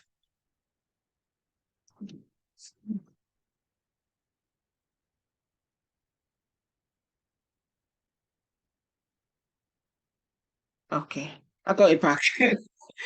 Okay, so this now describes low-income Black or brown background settlements. Now it's just thrown about as a joke. They are from ghetto community. In the first video that we watched, the area was described, the newspaper described those areas as ghetto.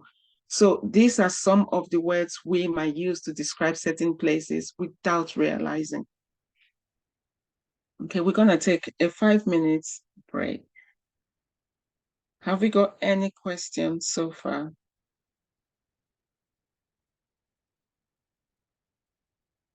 Okay, the picture here talks about policing. So I will just stop at that. I think it's a familiar picture that we all know about. So when we come back, we'll be looking at this as we move further into the steps we need to take to overcome racism. So can we take a 5-minute break, please? Yep. I'll just pause the recording for now. Yes, please, I'll Anna. go Thank make a you cup so of tea. much. Oh, massive picture there. Welcome back, everybody. As you can see, we've got a picture there that some of us or all of us are familiar with because this went live. It was a live stream incident that took the whole world by surprise. Initially, we're talking about moving away from the slavery, but we could see that systemically, institutions are still practicing this discrimination. This was the march that came after the back of George Floyd when he was murdered in plain sight by police officers. I still remember that day as if it's today because I was watching the news and this girl was live streaming what was happening and we could hear him saying, I can't breathe, I can't breathe. So that's why it shook the world. And this came out, this Black Lives Matter came out. By the back of this Black Lives Matters, we also hear people say other lives matter, not just Black lives. So when you see people start getting angry about the thing that are happening, like we mentioned about the microaggression that those young girls were talking about, and other people were saying, "Oh, you're too sensitive," and people come up with other things to counteract the real thing that's happening. That's why you see these things carry on, because there is no unity among humans as to the way out. So this is when George Floyd was murdered in plain sight by police officers in America.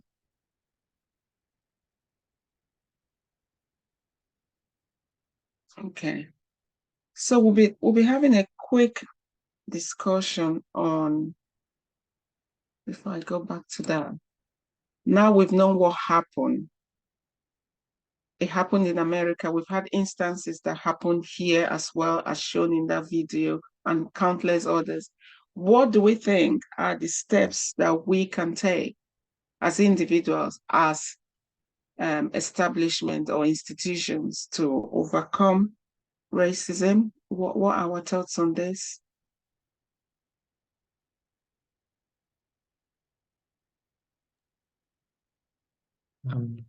Involving more diverse people in decisions about things are made. I think often conversations still happen where there isn't enough representation from, say, Black community. Or, for example, you know, a load of men deciding policy that predominantly affects women, which can often be the case. So involving a wider range of people in the conversations, particularly those who are going to be affected by the decisions. Absolutely. Thank you so much, George. Yeah, when it comes to decision making, we know as organizations that we always worry when the policies and laws enacted without having those that work at the front line or victims' input when they're making those decisions. That's exactly what we're talking about here, having those people that are affected have a voice in the decision making. Yes, any other point as to how we can overcome, or steps we can take to overcome racism? Because this is anti-racist training, so we're talking about steps that we can take to overcome it. So in effect, we're talking about anti-racism, racist policies, yeah? Or ideas or steps that we need to take.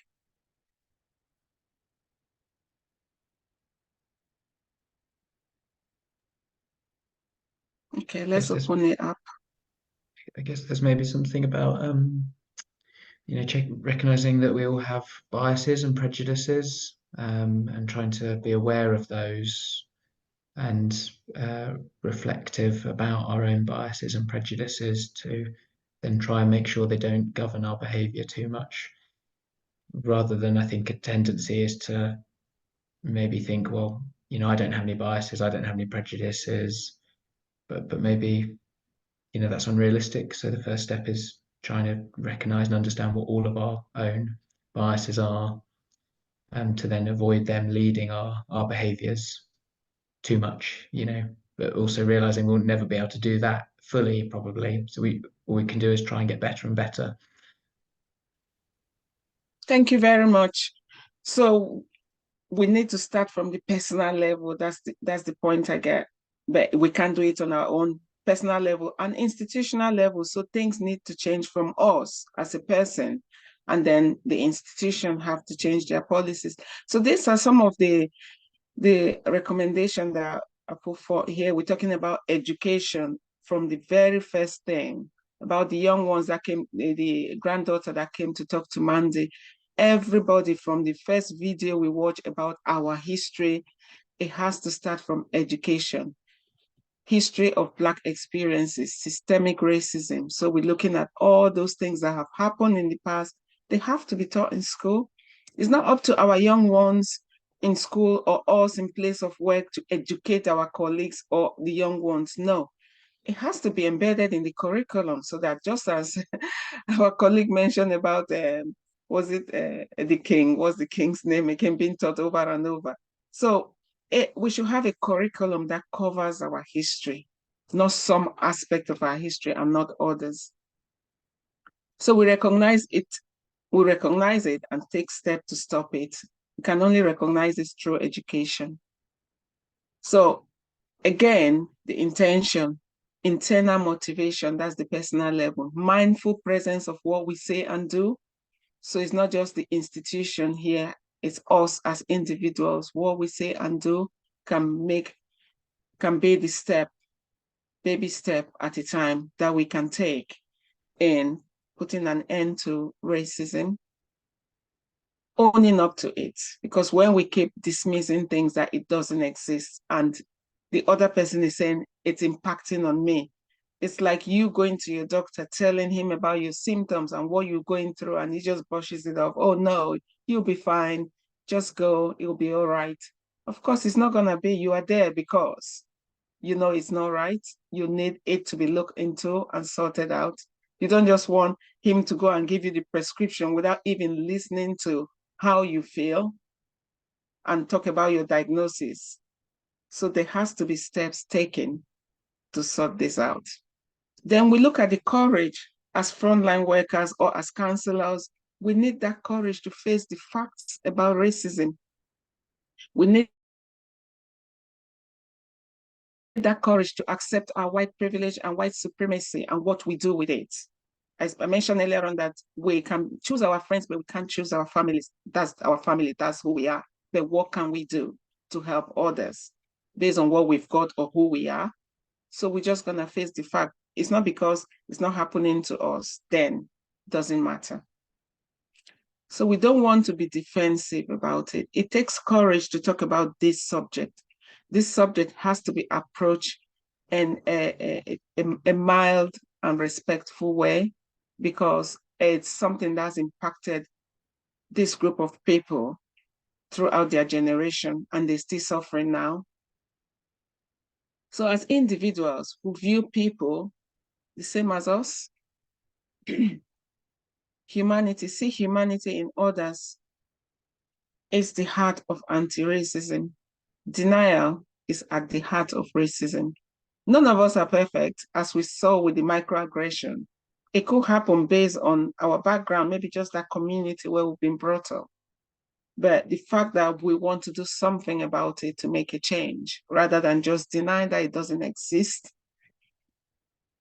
So anti-racist work, we support anti-racist work through our actions and policies, our personal actions, policies based on the institutions and the systemic, where the systemic racism takes place. Equality, we want to champion equality in race, ethnicity, ability, gender, sexuality, age, and class. So how do we champion this? We have our service users come to us. They are from all of these, different race, different backgrounds, and different gender. So what we do is, as we've learned in the previous slides, how to deal with this, what to say, what not to say. Especially ask yourself, what are my intentions of saying this? If we scrutinize ourselves, we know our intention is not good, then we're not gonna say it. It's when we just totally dismiss the impact it's gonna have, then we stop checking what we say. The empathy, having that fellow feeling will move us to positive action. And then above all, we choose love, because love is a healing. It heals the fear. If we have that love, we'll not be afraid to help others. Any question? So these are just some of the steps we can take to counteract it. As we see, some are on us to do, others is the institution that have to change their policies and practices. But we're talking about us today. And if anybody is heading an institution, by all means, they have to implement it as well. Okay, so down to our workplace, these are some of the recommendations with regards to microaggression or racism within the workplace. We want to provide opportunities for staff to have these difficult conversations about racism without repercussion or fear. If the culture within an institution or a workplace is that you do not talk about it because it does not exist, how would you know it exists if people are not allowed to talk about it? if there's a repercussion, there's fear. If you say it, what will happen? Am I going to lose my job? Am I going to be looked at as that person trying to stir up something? Or are we just going to listen and hear what that person has to say? So we implement cultural safeguards and for marginalized groups. Just as we always safeguarding our service users. There's nothing wrong in safeguarding our colleagues and the people we work with if we know they're going through this. So some organizations signed up to this code of civility. We also want to ensure our staffs have this skill and knowledge and clear expectation of acceptable behavior. So at times we do these things unconsciously, but after receiving the training, of course, we know what was expected of us. So it all comes at the back of knowledge, isn't it? They say knowledge is power. When we know what to do, then we act on it. We create inclusive environment that is anti-racist. If any of our colleagues feel as if they are the outsider, or if they mention something and is brushed away all the time, we'll be talking about death by 1,000 paper cuts, then we'll understand. So we want to create that environment where everybody feels included. Staff supervision, remember these are recommendations, but each workplace can implement what they feel is appropriate for their work.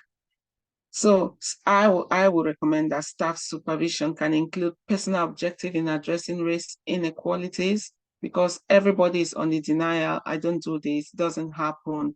But if they just leave it open in the supervision for them to include something in addressing race inequalities, that will help everybody to think about it, because you can't write about something that you've not thought about it. So what are the steps you are gonna take if this does happen?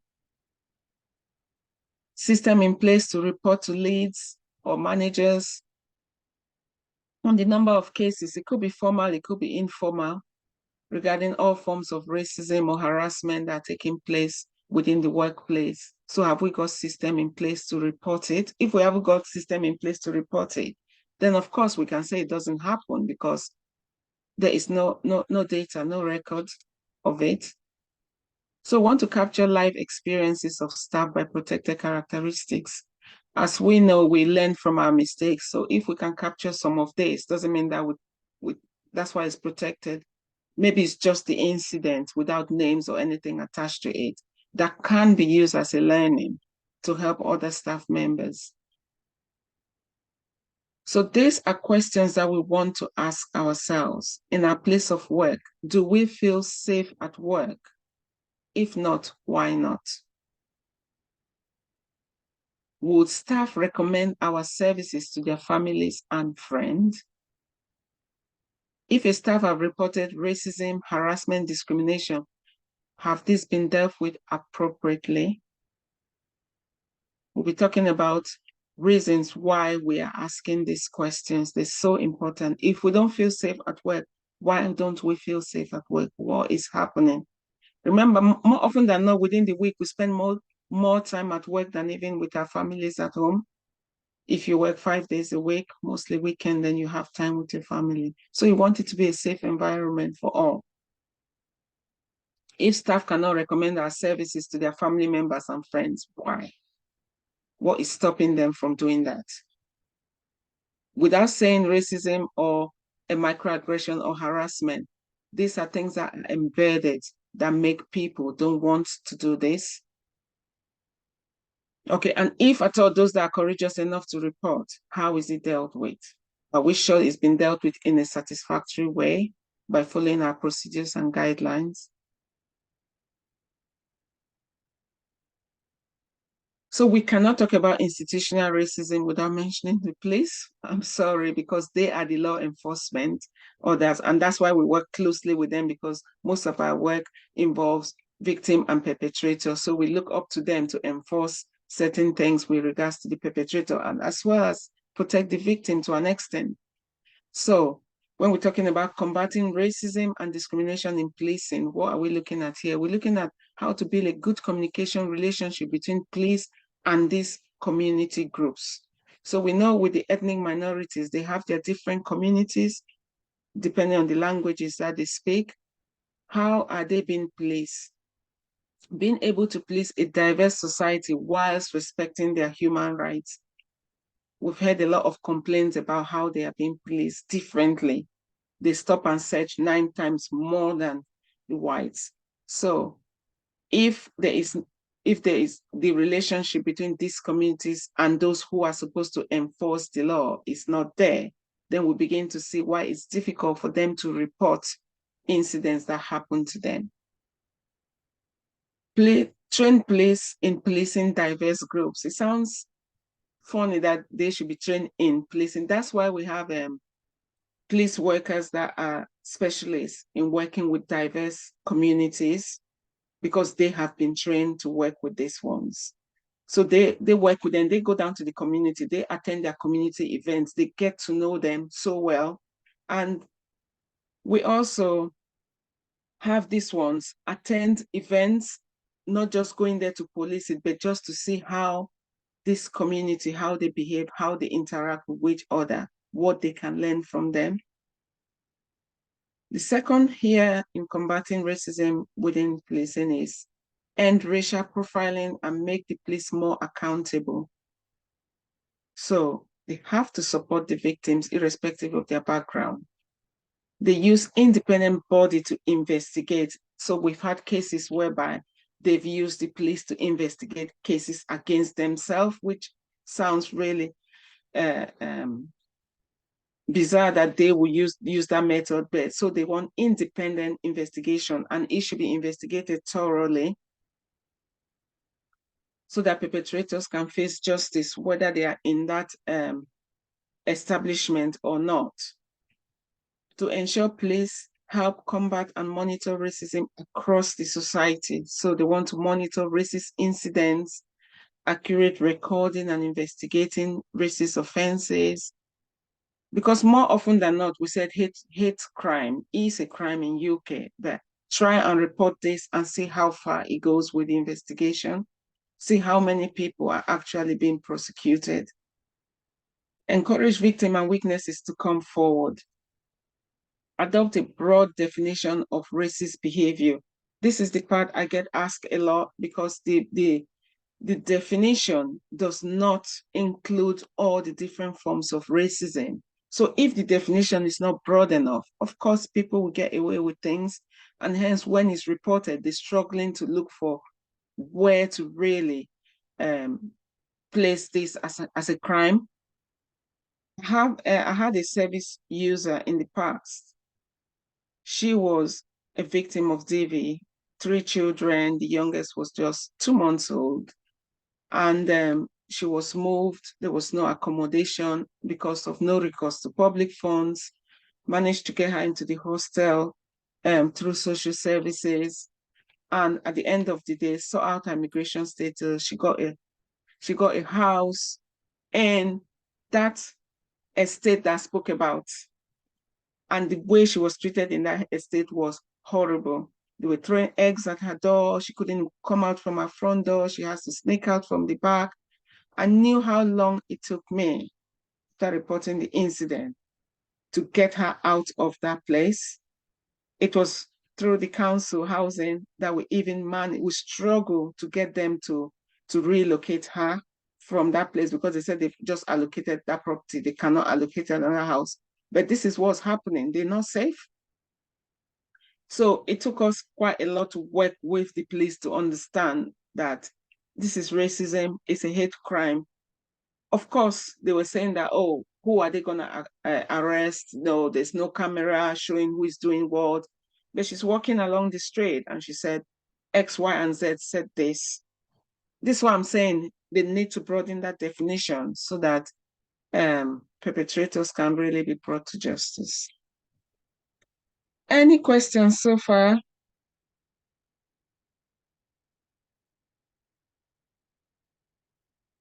Can see Josh shaking his head. Okay. If no question, we'll touch on this. And then we'll look at microaggression. The person that coined the word microaggression is Dr. Chester Pearson, sorry. He coined that word to describe insults and discriminative behavior he witnessed Black people enduring. That's how he coined the word microaggression. Now it includes offensive comments and behaviors towards anyone from a marginalized group.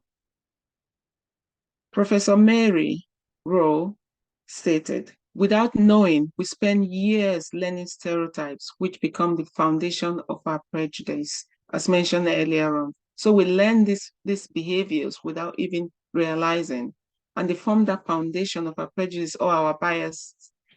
So the micro messages, the minute gestures, facial expression, as I mentioned to Mandy earlier on, they could be micro messages, facial expression, postures, words, tone of voice, assumptions, which are at the root of whether people feel a sense of inclusion or exclusion.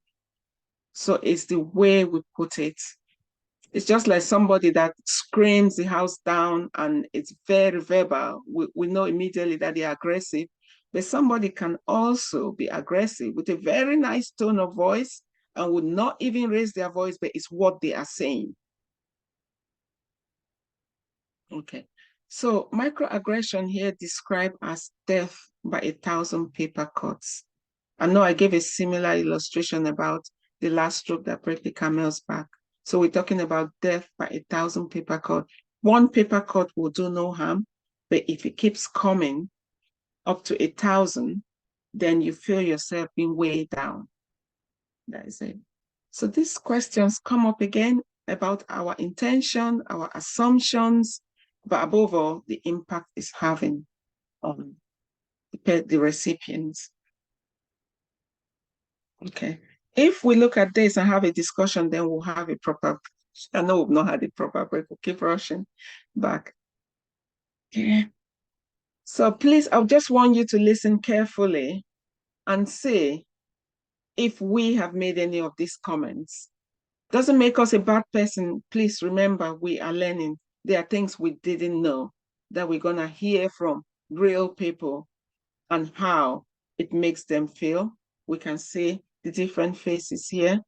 It's not a long one, it's just a short one, but it's good to hear from these individuals. I know you're going to think this is racist, but where are you from? Where are you really from?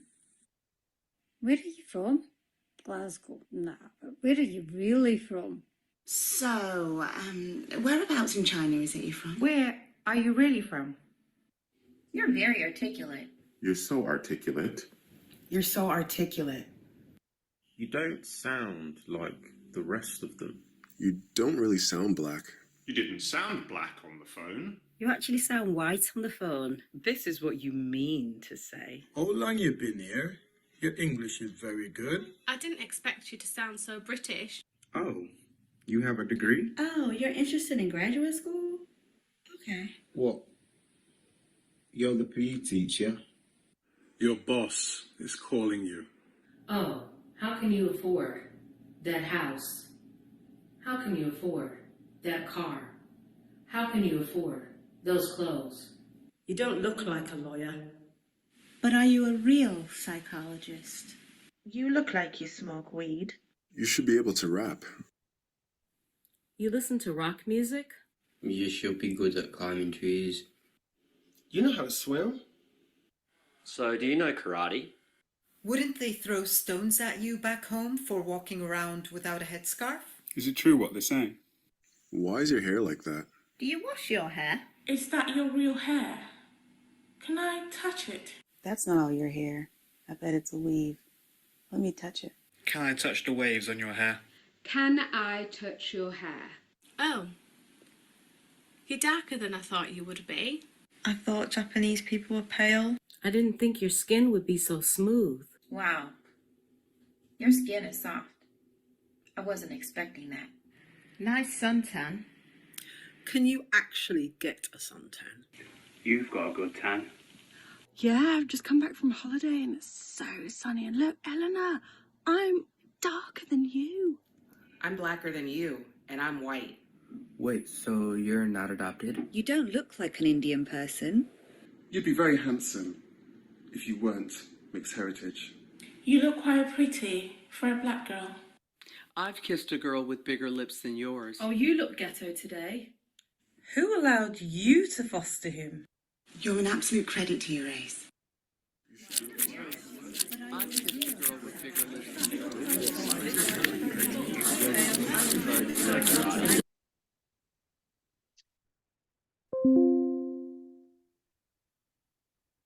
Okay. What are our thoughts? What's going on in our heads right now? I just think I'm really naive. I just, who are these people that say these things? I can't believe it. Nia, you're not alone, but they do say them. Like we said, it's subtle.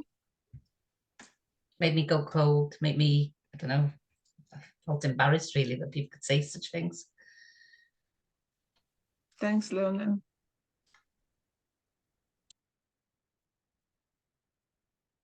Please speak. I want to hear from everyone.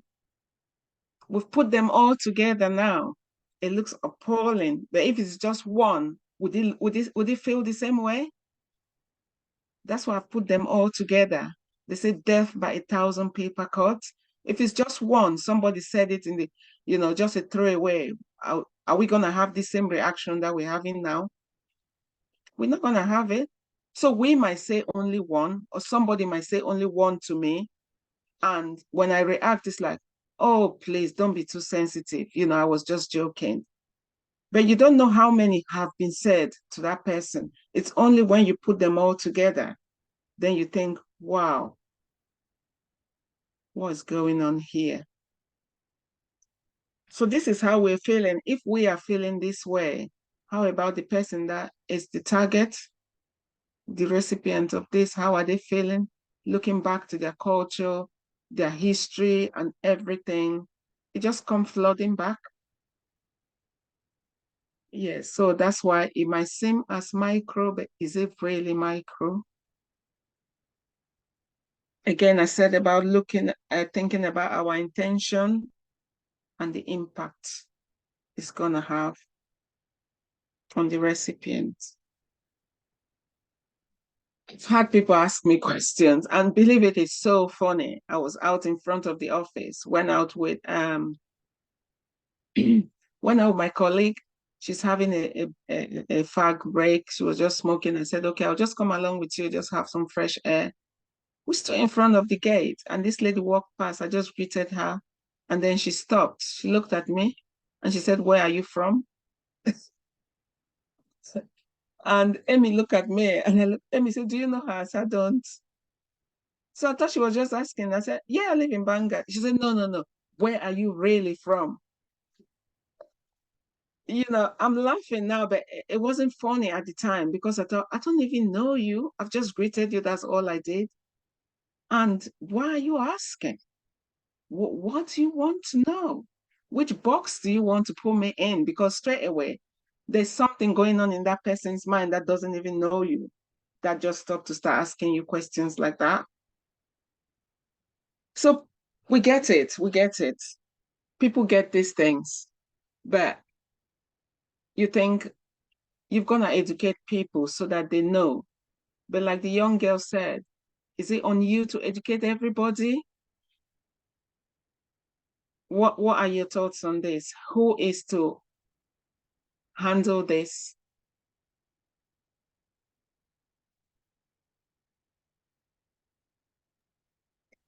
That was the pattern I was noticing with some of the other videos and the microaggressions, and even the responses that they were getting back when people were challenging it, whether it be the individual kind of on the receiving end of the microaggression or other people who might have pointed it out. The people were kind of brushing it off or always putting that responsibility on the person that they were sort of directing it at, whereas it's all come from them, even in the first place. But they were largely, it seemed like there was this pattern of just constantly brushing off that responsibility and putting it on them. Yeah. Thank you, Pip. It makes it so difficult for them to even call out how they're feeling, and then they too cannot stop doing it because there's denial on their part. So it's a collective responsibility here. If we know what to say, what to do, no matter how small it is, we just keep doing the right thing. And by extension, if everybody around us is doing that, we can see that we're getting somewhere with it. It really pulled my heartstring when I realized that I'm not saying it's better for the adults. No, it's horrible. But young ones in school, it stretches to bullying because they don't stop at the microaggression. They take it even a step further. So it's not something we want to take lying down. That's why we're talking about it. We have kids back home. We have nieces and nephews, extended families that we can talk to, that we can start educating. They, like Mandy said, going back to her mom, we need to start having this conversation with other people because now we know what to say. So thank you for your comment. We'll be looking at coping mechanisms. Okay, it's sad that people have to go to this extent of looking for ways to cope with this. It shouldn't be, but people have devised ways to deal with it. And as you can see on the slide there, it says, with domestic abuse, we have service users that have coping mechanism, and we know it is not right because we know they're suppressing what they are going through by minimizing it, by saying one thing to us today, and when we come back, they're retracting and they go, oh no, I didn't mean that, it didn't happen, because they just want to smooth everything over. So equally, people that are facing this aggression and discrimination have also learned a coping mechanism. I'll talk to you about some of them. One is called code switching, where instead of addressing it head on, they tend to adopt the lifestyle of the oppressor and try to be like them or look like them. Sad enough, in Pakistan, we were talking with some colleagues, and they said there are those in Pakistan that are white skin and those that are darker in complexion. And those that are darker in complexion struggle to have a marriage mate, and they tend to use bleach and everything just to make their body look like the other ones. That's just an example of how desperate people can go to use some of these coping mechanisms. So code switching is when they start to talk like the oppressor just because they want to fit in, but we know it's not right. They're just suppressing something. Then some will just walk away from the situation because they're overwhelmed, and then they take the sadness with them, which end up with all sorts of health issues. Some will sweep it under the carpet as if it never happened. Others would just laugh off on the surface. I use the word surface because even though they're laughing it off, deep down, it's impacting on them. Others will just be silent when they hear these aggressive words or this microaggression. They keep quiet and they say nothing. They just listen. But it's never too late to address it. That's what we're learning today. Never too late. And nobody should have to go through coping mechanism just because people will label you something because you are trying to address the situation. It's a tough one, but it has to be addressed. Okay, we'll have a little break, a proper break, and then we come back. We'll be rounding off on the other slides. Is that okay? Unless you have any question before you go. How long is the break? Question. Good question. Let's take a 20 minutes, a proper break now. Not 5 minutes. Is that okay? Right. 20. Okay. Anna, please, can you stop recording? Yeah.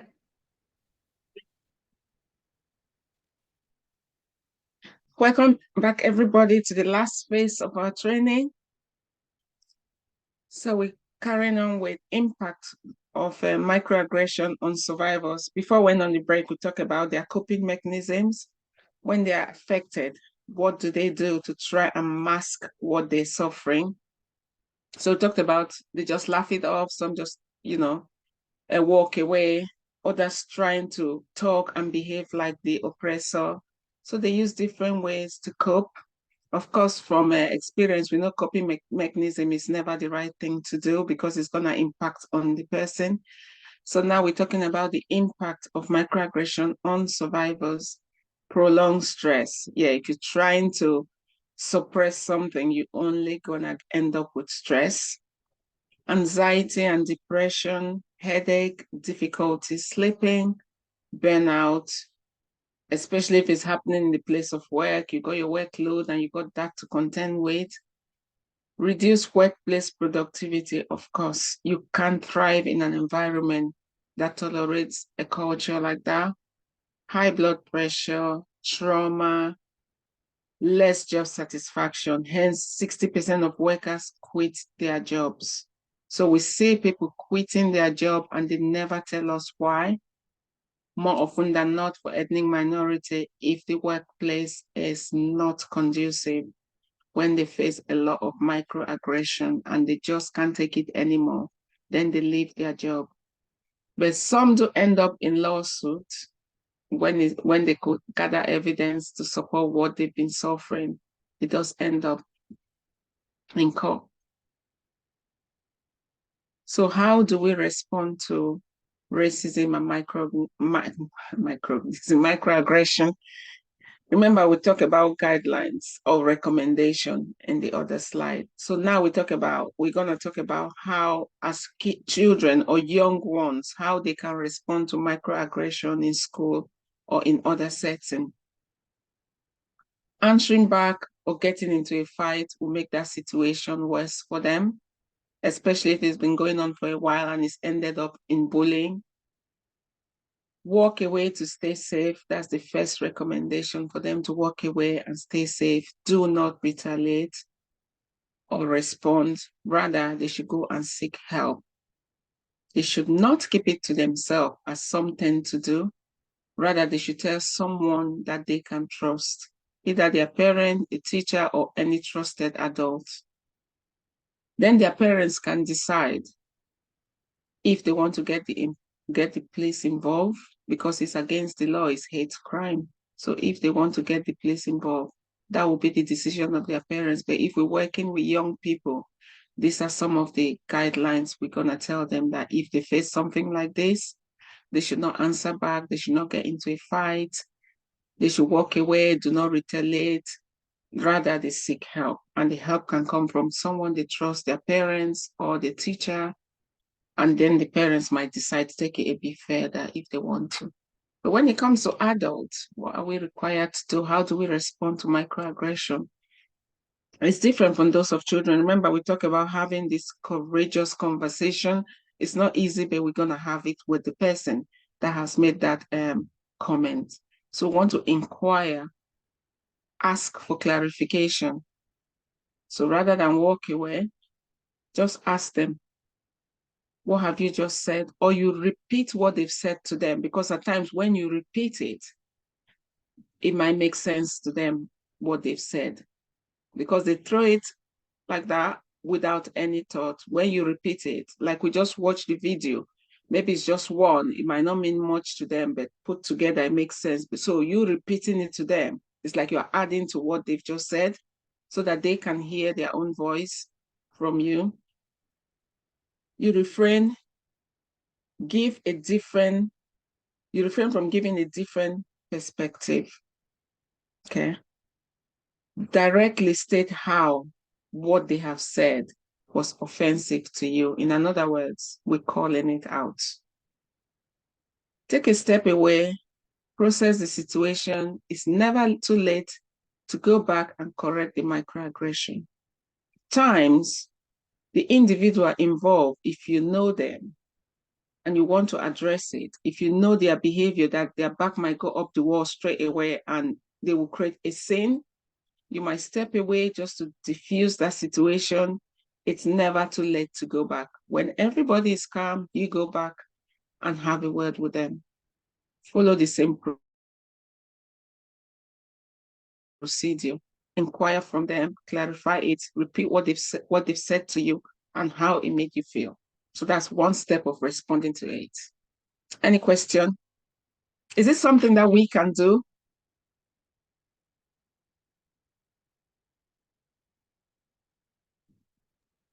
I think so. What do you think?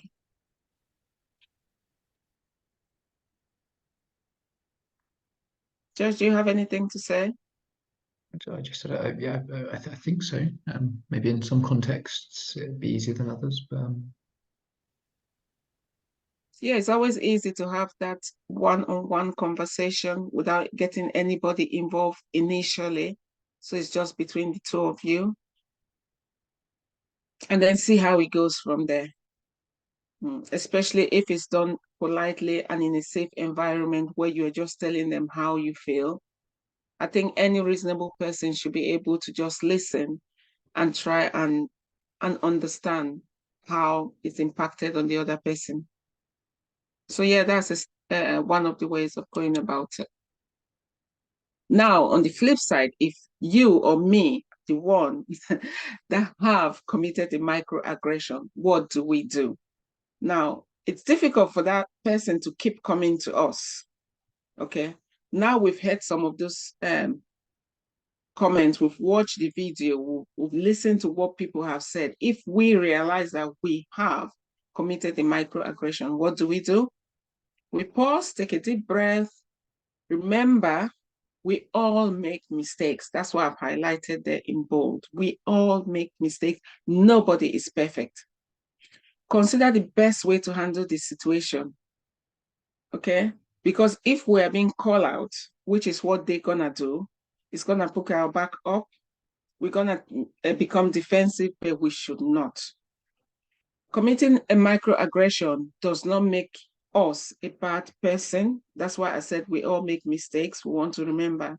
And if we make mistake, the right perspective is to put the right wrong rather than deny it. If we do, it just signals that we have a chance to treat our colleague or whosoever we've committed that microaggression against with greater respect because we want to address it and make things better. So we begin again by asking for clarification. If unsure, invite a dialogue by asking for clarification. Like I said, it has to be one-on-one in a safe environment where both of you can talk without anybody else interfering. Then you could say, could you say more about what you meant by that? So if that person has told you that you've committed a microaggression or you realize that you have committed a microaggression, this is the steps to take to address it.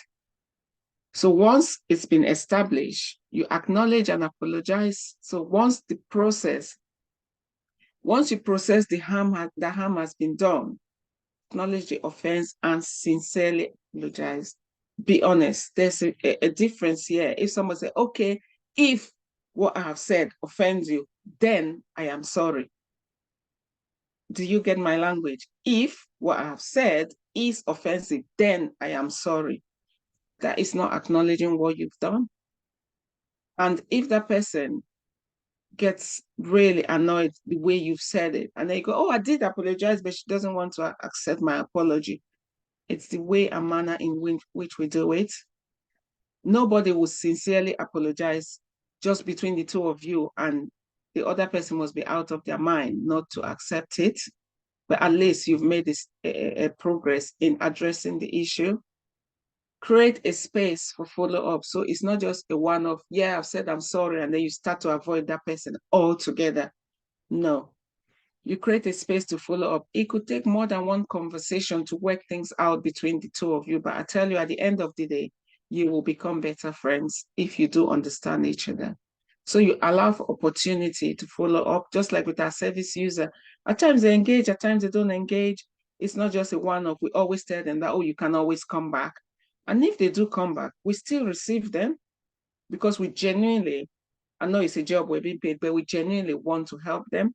So it should apply here. Any question on these steps? These are our takeaways. Yeah, okay.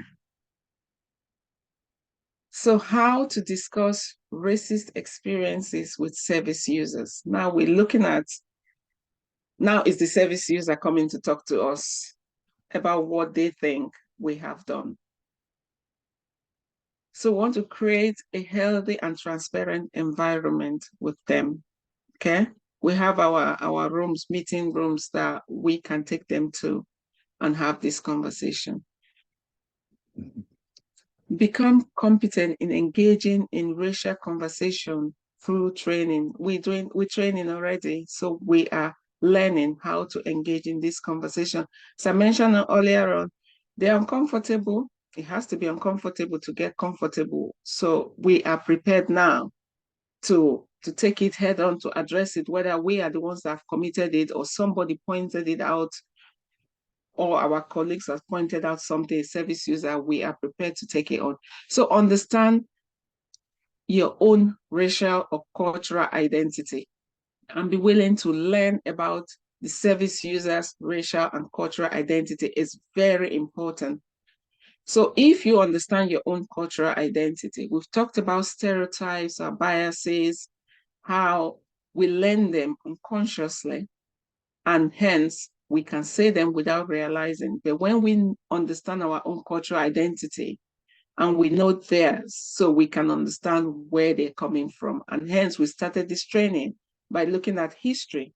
We're looking at history, where they have come from, and how one paper cut might not hurt, but 1,000 paper cut is death, because we are not the only one that might have said it to them. We want to remember, they might have been hearing this and they are dealing with it.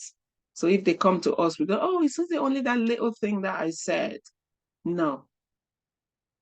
We want to allow the service user to bring up or disagree to discussion. Sorry, allow service users to bring up or disagree to discussion, discussing their experiences with racism. So we have the tendency of just stopping people in their tracks by apologizing quickly. This is a conversation. I keep giving the example of a doctor. We don't want our doctor to just move on straight to prescription. We just want them to hear us out, what we have to say, and then discuss the diagnosis with us. Then we're happy to take our prescription away. So this is a process. We have to listen and let them have that conversation with us. It's difficult, but we'll listen. We listen with empathy. We're gonna validate what they are saying and facilitate that discussion about their feeling. It's not us, it's their feeling, how they are feeling. That's why we talk about what we said. It's our intention, knowingly or unknowingly, but it's the impact it's having on them. So that's why we're gonna listen to their feelings that they are telling us. Again, this is crucial. We want to control the process, not the content. Okay, we can control the process by taking them to a safe place, by listening to them and chipping in when appropriate, but not the content of what they are telling us. That's where that dismissal coming. Oh, no, I didn't mean that. Oh, it wasn't said like that. Now we're controlling the content. How is it going to end? It's not going to end well. So we explore racial unconsciousness, going back to our biases and stereotypes. It's not because we did it on purpose. We want to acknowledge that, oh yeah, I might have said this, but I didn't mean that, and really validate it and really own it, and then sincere apology. No ifs, no buts, just sincere, honest apologies. Connect to service users' concerns, validate, encourage, express appreciation to them for having that courage even to come and share it with us. You know, there's nothing wrong in even ask them that, you know, have you been through this before? Has somebody else? Now we know that it's a build-up. So they will know that you have an interest, and then you'll be able to empathize with them even more when they start to tell you what they have been through or what they are enduring. Strive to build a beloved community. Our service users come from our local community, believe it or not. So the way we're gonna deal with one is going back into the community, and they're gonna tell the others, that organization, don't go there. this is how I was treated. I went back and I told them what they did. This is how, so we are creating, we're creating that disconnect between ourselves and the service users that we're serving within that community. So we should not think that it's just one service user. No, it's going back to the community. So we want to be aware of that. Any comments? Any question? How are we feeling now?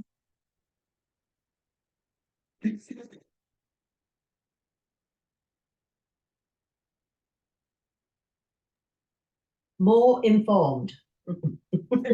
Thank you, Lynn, Sharon, and Claire. Yeah, that's it. Okay. Let's see what happened in this place of work. Please, I want you to take note of their position or their role in the place of work.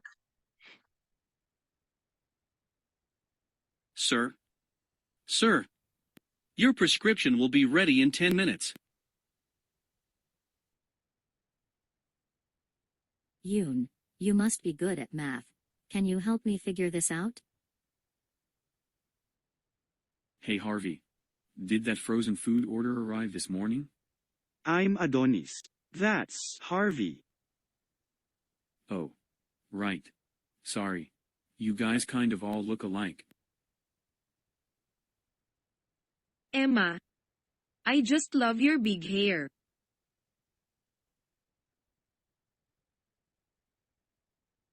Nice to meet you both. I'm Lupe. I'm a senior consultant, and this is my colleague, Gary. Nice to meet you both. We are so eager to hear your ideas about this project, Lupe. So, where do we start? Lupe, before we get going, you'd better take some notes. We need a record of all decisions made, so we can follow up later. What's going on in the examples you just saw? In each situation, someone was made to feel uncomfortable, but the person who made them feel badly didn't seem to be aware of it.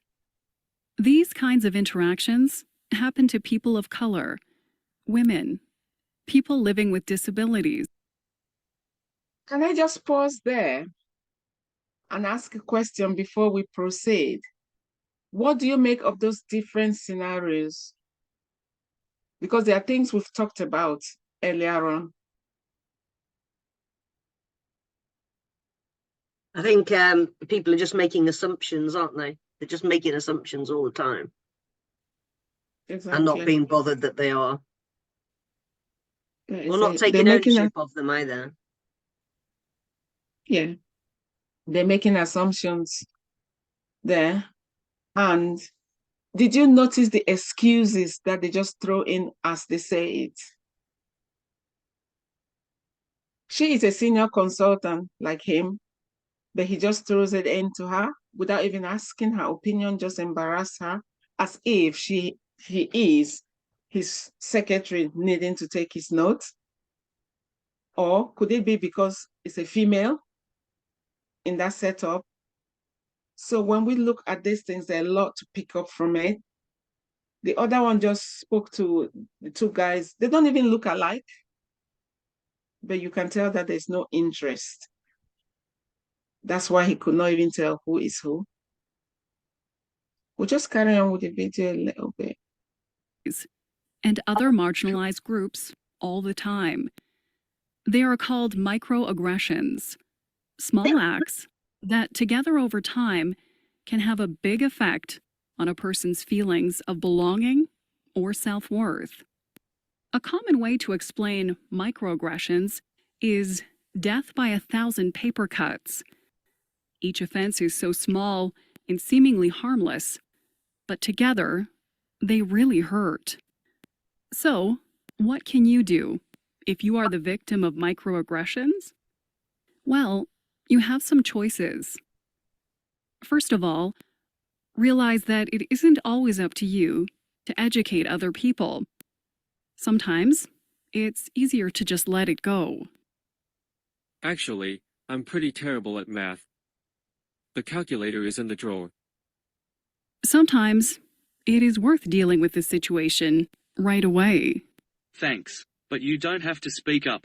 I might be blind, but I can hear just fine. If you deal with microaggressions in a respectful way, the other person might realize their mistake and apologize. Who looks alike? Can you explain what you mean? Sorry, that was rude. I guess I need to get better at names. Sometimes, especially if the person is saying or doing hurtful things often, you might need to plan to speak with them about your feelings. If the relationship matters to you, like with a friend or a coworker who you see every day, it might be worth trying to resolve it. Sometimes this can be hard. For example, if the person is your boss, there is an unequal power relationship.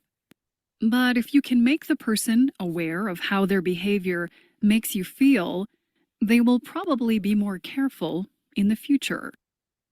At work, it is also possible to ask for help from a trusted manager or someone in human resources if you feel nervous speaking to the person directly. If it seems like the problem includes more than one person, you might suggest some diversity and inclusion training for the whole staff. Often, these problems can be improved when everyone has more awareness about them. Okay.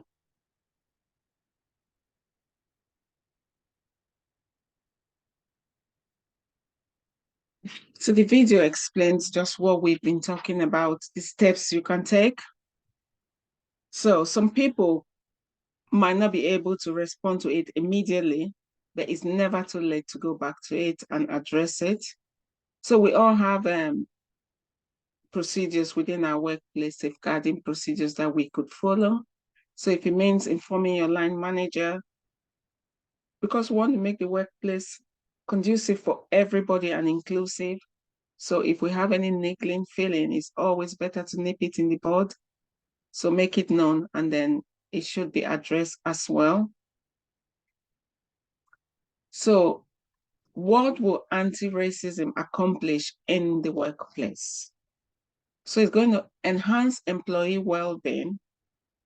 Racism can lead to emotional stress, as we've talked about, mental health, anxiety.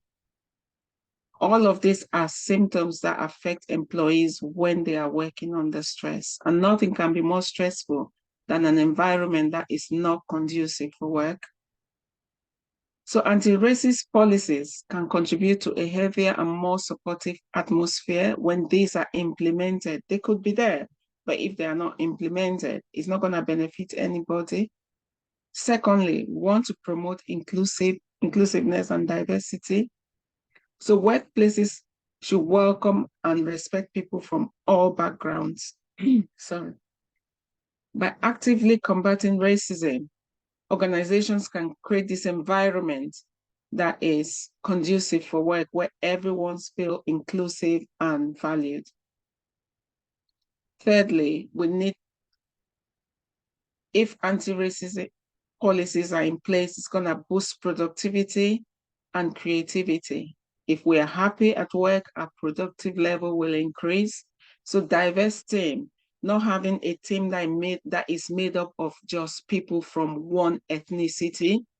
Having a diverse team means that people do things in different ways, but all work together to promote the policies of the workplace.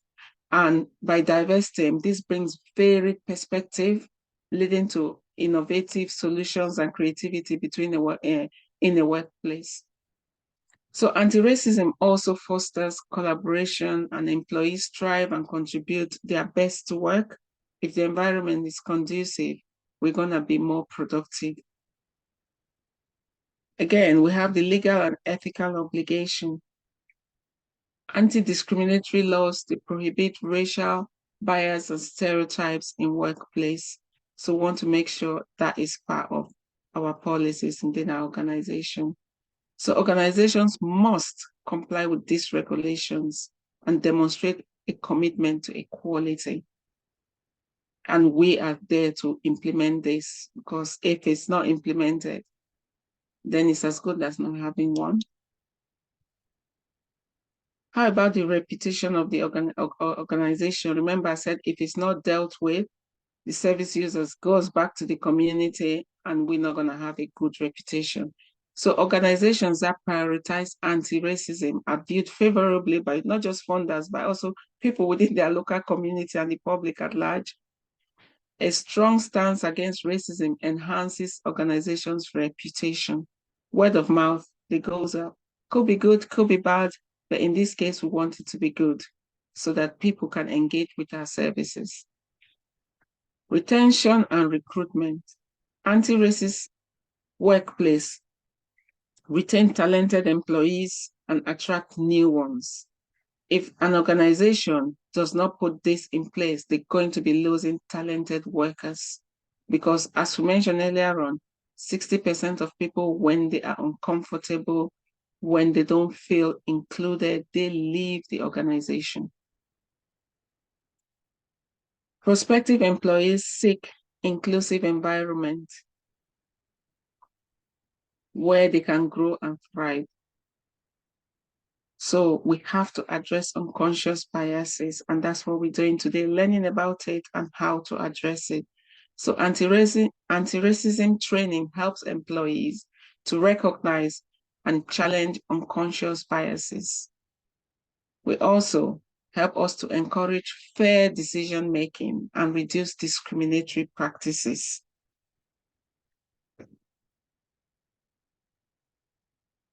So there we are. Conclusion. Before adding a new word or phrase to our vocabulary, we want to make sure we've researched it and it is not offensive, because this is where the problems are. Besides our biases and our stereotypes that we've grown up with, we add new vocabulary as adults, to add new words and phrases to our vocabulary all the time, knowingly or unknowingly. So we want to make sure that the one we're adding to our vocabulary is not offensive to anyone or any group of people. So anti-racism is morally imperative, and yet it is strategic advantage for organizations to foster equality and respect for each other. Question.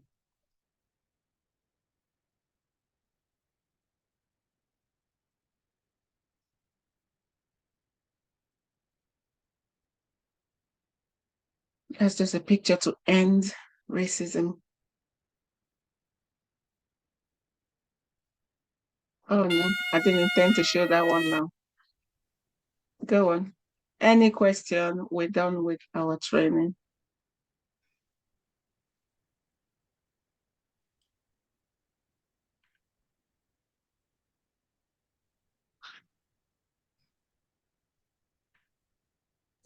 Mandy, do you have anything to say? Or Lynn, Sharon, and Claire?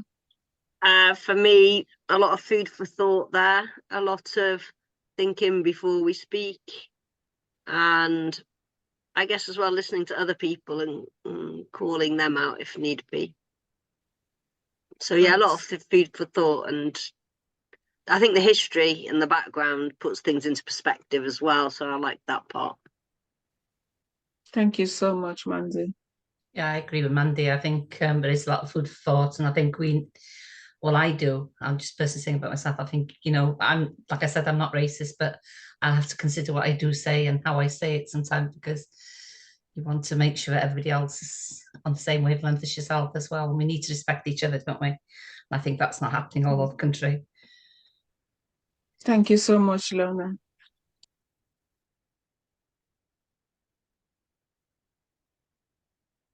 And obviously this training just helps us all to do our own part in preventing or trying our very best to avoid being racist or in any way that's been mentioned today, and so that we can, when we implement these things, we work unitedly in tackling this issue. Yeah, thank you very much. Is that Lynn? You've got Lynn, Sharon, and Claire on my screen. Yep, three of us. Oh yeah, I can see everybody now. Thank you, ladies. Yeah, that's it. George, I've not seen George. Where is he? I'm here. Yeah, I think echoing what's already been said. I think it does. Yeah, just really makes me think, and it's hard not to go through the training and then kind of think about conversations you overhear and conversations you're part of, even, and just think, there is things that. Yeah, the point I think we were talking about earlier, that when it's not about you, it's easy for these things to go over your head and for you to not realise. Yeah, and obviously I'm aware that I'm a white straight man, so I'm very tends to be unlikely that I'm the person that's being discriminated against. So I think that just really impresses the importance as well on me, to make sure I'm aware, and as I think Mandy said, calling other people out as well in a polite, respectful way, and trying to just change things slowly over time and keep trying to get better. It's all very important. So yeah, thank you, Glory. Really appreciate it. Oh, thank you, George. So how do we feel now if a service user, any of our colleagues, turn around and said, we have made a comment? How do we feel about that? Is this something we'll be able to address after this training now, or we'll get worried about it? I think I'd get very defensive, Yes. if I'm honest. But I think, I think I could try address that and go past that. But I think that would probably be my initial reaction, if I'm completely honest. So I think that's what I've been thinking about as well, like trying to not let that get in the way of actually the work that needs to happen. So I do think. So why would you get defensive? I think because, as you mentioned a few times, it is an uncomfortable position to sort of to be in, to feel that you, even if it's an accident, it's an unconscious microaggression. If the question is, can I imagine myself like being guilty of that, then the answer is yes, I absolutely can. And then thinking through the impact that might have on other people, I think, well, yeah, I would feel guilty.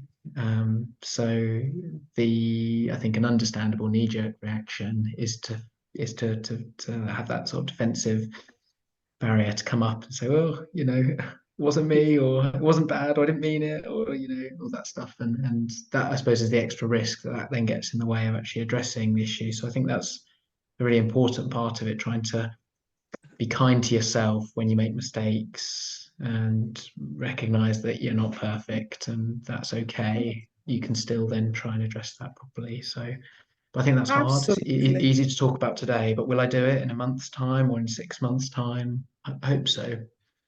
You will, Judge. You will, because you are giving a very good summary now. And the reason why I ask you that question is to let you get it out of your chest. And you've just done that. You're going to be defensive. You said, like I said, it will be uncomfortable. Yes, but you mentioned something very important that we talked about in the training. We're not perfect. Nobody is perfect. So because we are not perfect, we're going to make mistakes. Even our children call us out. I don't know if yours do, mine do all the time. They're quick to point out my mistake than to commend me. So I'm used to taking it on the chin. As parents, you go, oh, please. But then you have to come down to Earth, planet Earth, and accept it. Yeah, so that's it.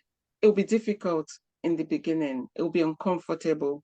But following this training, we want to remember that we're not perfect.